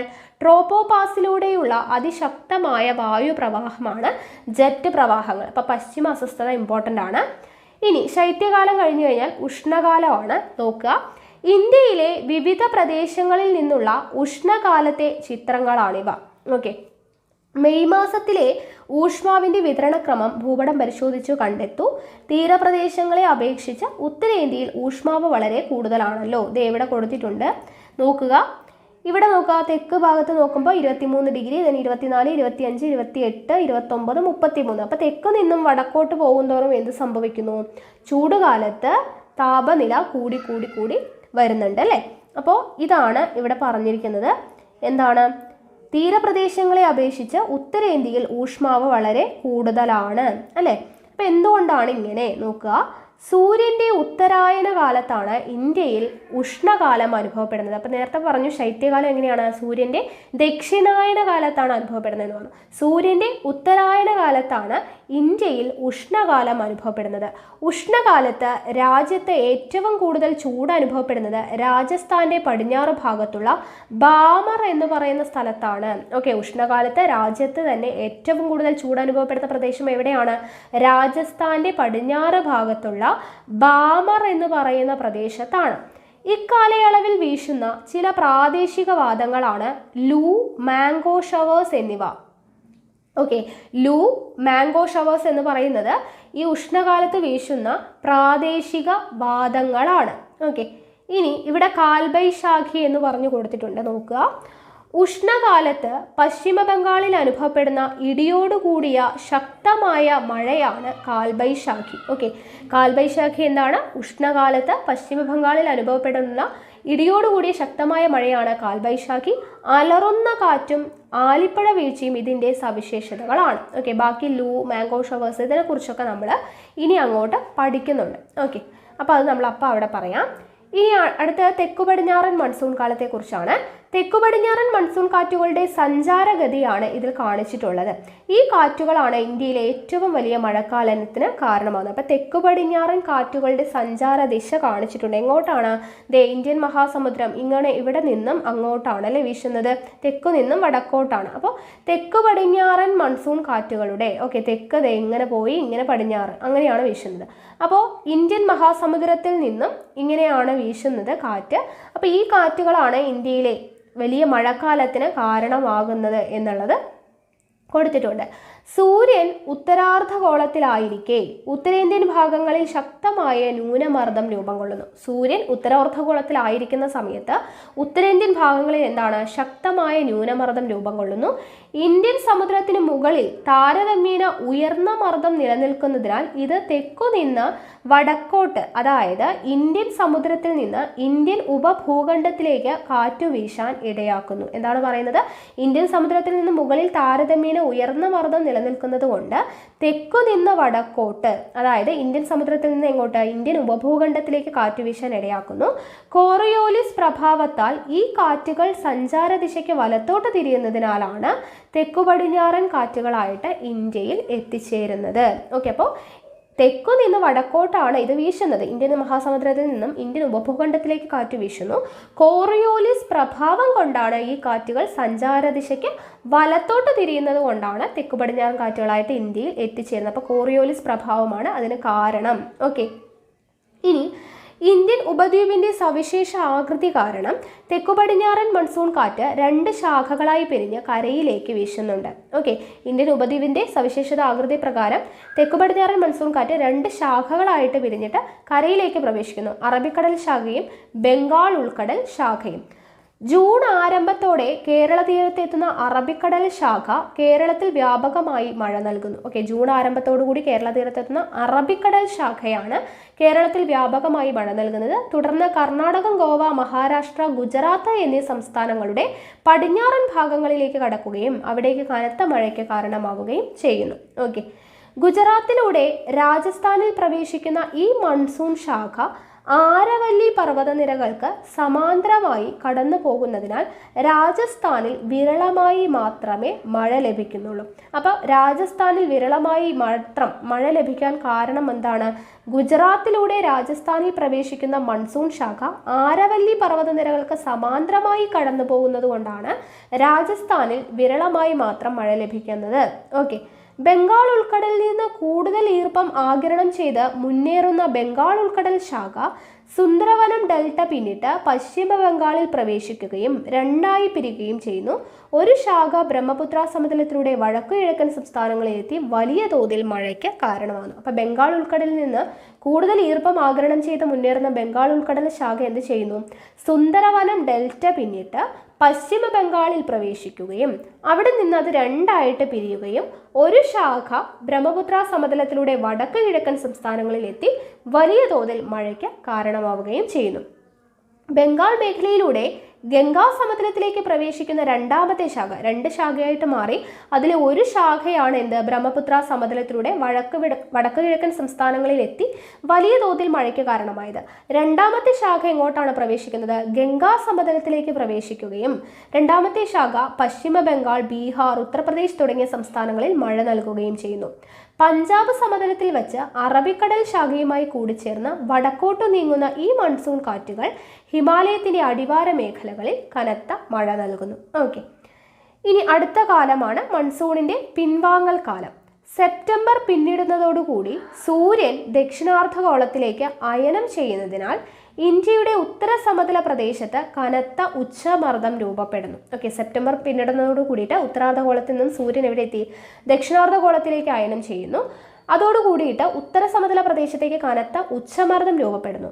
ഇന്ത്യൻ മഹാസമുദ്രത്തിന് മുകളിൽ താരതമ്യേന കുറഞ്ഞ മർദ്ദമായതിനാൽ ഇന്ത്യയുടെ വടക്കു ഭാഗത്ത് നിന്ന് ഇന്ത്യൻ മഹാസമുദ്രത്തിലേക്ക് എന്ത് ചെയ്യുന്നു? കാറ്റ് വീശുന്നു. ഓക്കെ, ഇന്ത്യൻ മഹാസമുദ്രത്തിന് മുകളിൽ താരതമ്യേന കുറഞ്ഞ മർദ്ദമായതുകൊണ്ട് ഇന്ത്യയുടെ വടക്കു ഭാഗത്ത് നിന്നും ഇന്ത്യൻ മഹാസമുദ്രത്തിലേക്ക് കാറ്റ്, അല്ലെ, കൂടിയ ഉച്ചമർദ്ദത്തിൽ നിന്നും ന്യൂനമർദ്ദത്തിലോട്ടാണല്ലോ കാറ്റ് വീശുക. അപ്പോൾ ഇന്ത്യൻ മഹാസമുദ്രത്തിൽ മർദ്ദം കുറവായതുകൊണ്ട് അവിടെ നിന്നും ഇന്ത്യയുടെ വടക്ക് ഭാഗത്ത് നിന്നും ഇന്ത്യൻ മഹാസമുദ്രത്തിലേക്ക് കാറ്റ് വടക്കു നിന്നും തെക്കോട്ട് വീശുന്നു. ഓക്കെ, അപ്പോൾ ഇവിടെ നോക്കുക. അപ്പോൾ അതിൻ്റെ കൊടുത്തിട്ടുണ്ട് ദിശ മാറി, അല്ലേ? നേരത്തെ ഇവിടെ നിന്ന് അങ്ങോട്ടായിരുന്നു, ഇപ്പോൾ എന്തായി? തിരിച്ച് അവിടെ നിന്ന് ഇങ്ങോട്ടായി, അല്ലേ? അപ്പോൾ വടക്ക് കിഴക്കൻ മൺസൂൺ കാറ്റുകൾ എന്ന് വിളിക്കുന്ന ഈ കാറ്റുകൾ വരണ്ട കാറ്റുകളായതിനാൽ ഇത് ഇന്ത്യയിൽ പൊതുവെ മഴയുണ്ടാക്കുന്നില്ല. വടക്ക് കിഴക്കൻ മൺസൂൺ കാലം എന്ന് വിശേഷിപ്പിക്കുന്ന ഈ കാലം വാസ്തവത്തിൽ മഴക്കാലത്തിനും ശൈത്യകാലത്തിനും ഇടയിലുള്ള ഒരു ഇടവേളയാണ്. ഒക്ടോബർ നവംബർ മാസങ്ങളിലായി ഇന്ത്യ ഒട്ടാകെ അനുഭവപ്പെടുന്ന ഉയർന്ന ഊഷ്മാവും ആർദ്രതയും പകൽ സമയങ്ങളെ ദുസ്സഹമാക്കുന്നു. ഈ പ്രതിഭാസമാണ് ഒക്ടോബർ ചൂട് എന്ന പേരിൽ അറിയപ്പെടുന്നത്. അപ്പോൾ വടക്ക് കിഴക്കൻ മൺസൂൺ കാറ്റുകൾ എന്ന് വിളിക്കുന്ന ഈ കാറ്റ് അത് എവിടെ നിന്ന് എവിടേക്കാണ്?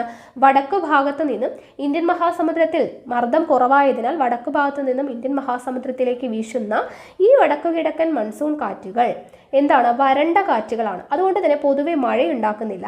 വടക്കു കിഴക്കൻ മൺസൂൺ കാലം എന്ന് വിശേഷിപ്പിക്കുന്ന ഈ കാലം വാസ്തവത്തിൽ മഴക്കാലത്തിനും ശൈത്യകാലത്തിനും ഇടയ്ക്കുള്ള ഒരു ഇടവേളയാണ്. ഒക്ടോബർ നവംബർ മാസങ്ങളിൽ ഇന്ത്യയിൽ ഒട്ടാകെ അനുഭവപ്പെടുന്ന ഉയർന്ന ഊഷ്മാവും ആർദ്രതയും പകൽ സമയങ്ങളിൽ നമുക്ക് ദുസ്സഹമാക്കുന്നു. സഹിക്കാൻ പറ്റാത്തത്ര ചൂടുണ്ടാവും. അപ്പോൾ ഈ പ്രതിഭാസമാണ് ഒക്ടോബർ ചൂട് എന്ന പേരിൽ അറിയപ്പെടുന്നത്. ഓക്കെ, ബംഗാൾ ഉൾക്കടലിലെ ന്യൂനമർദ്ദത്താൽ ആകർഷിക്കപ്പെട്ട കരയിൽ നിന്ന് കടലിലേക്ക് നീങ്ങുന്ന കാറ്റുകൾ ബംഗാൾ ഉൾക്കടലിൽ നിന്ന് ഈർപ്പം ആഗിരണം ചെയ്ത് വടക്കു കിഴക്ക് തെക്കു പടിഞ്ഞാറ് ദിശയിൽ നീങ്ങുന്നതിനാൽ ഇന്ത്യയുടെ കോറമാണ്ടൽ തീരത്ത്, പ്രത്യേകിച്ച് തമിഴ്നാട് തീരത്ത് കനത്ത മഴയ്ക്ക് കാരണമാകുന്നു. ഓക്കെ, അപ്പം ബംഗാൾ ഉൾക്കടലിൽ ന്യൂനമർദ്ദത്താൽ ആകർഷിക്കപ്പെട്ട കരയിൽ നിന്ന് കടലിലേക്ക് വീശുന്ന കാറ്റുകൾ ബംഗാൾ ഉൾക്കടലിൽ നിന്ന് ഈർപ്പം ആഗിരണം ചെയ്ത് എന്ത് ചെയ്യുന്നു? വടക്കുകിഴക്ക് തെക്കു പടിഞ്ഞാറ് ദിശയിൽ നീങ്ങുന്നതിനാൽ ഇന്ത്യയുടെ കോറമാണ്ടൽ തീരത്ത്, പ്രത്യേകിച്ച് ഇവിടെ തമിഴ്നാട് തീരത്ത് കനത്ത മഴയ്ക്ക് കാരണമാകുന്നു എന്നത് ഏറെ ശ്രദ്ധേയമാണ്. ഇതാണ് തമിഴ്നാടിൻ്റെ പ്രധാനപ്പെട്ട മഴക്കാലം. കേരളം, കർണാടകത്തിൻ്റെ ചില ഭാഗങ്ങൾ എന്നിവിടങ്ങളിലും വടക്കുകിഴക്കൻ മൺസൂൺ മഴ ലഭിക്കാറുണ്ട്.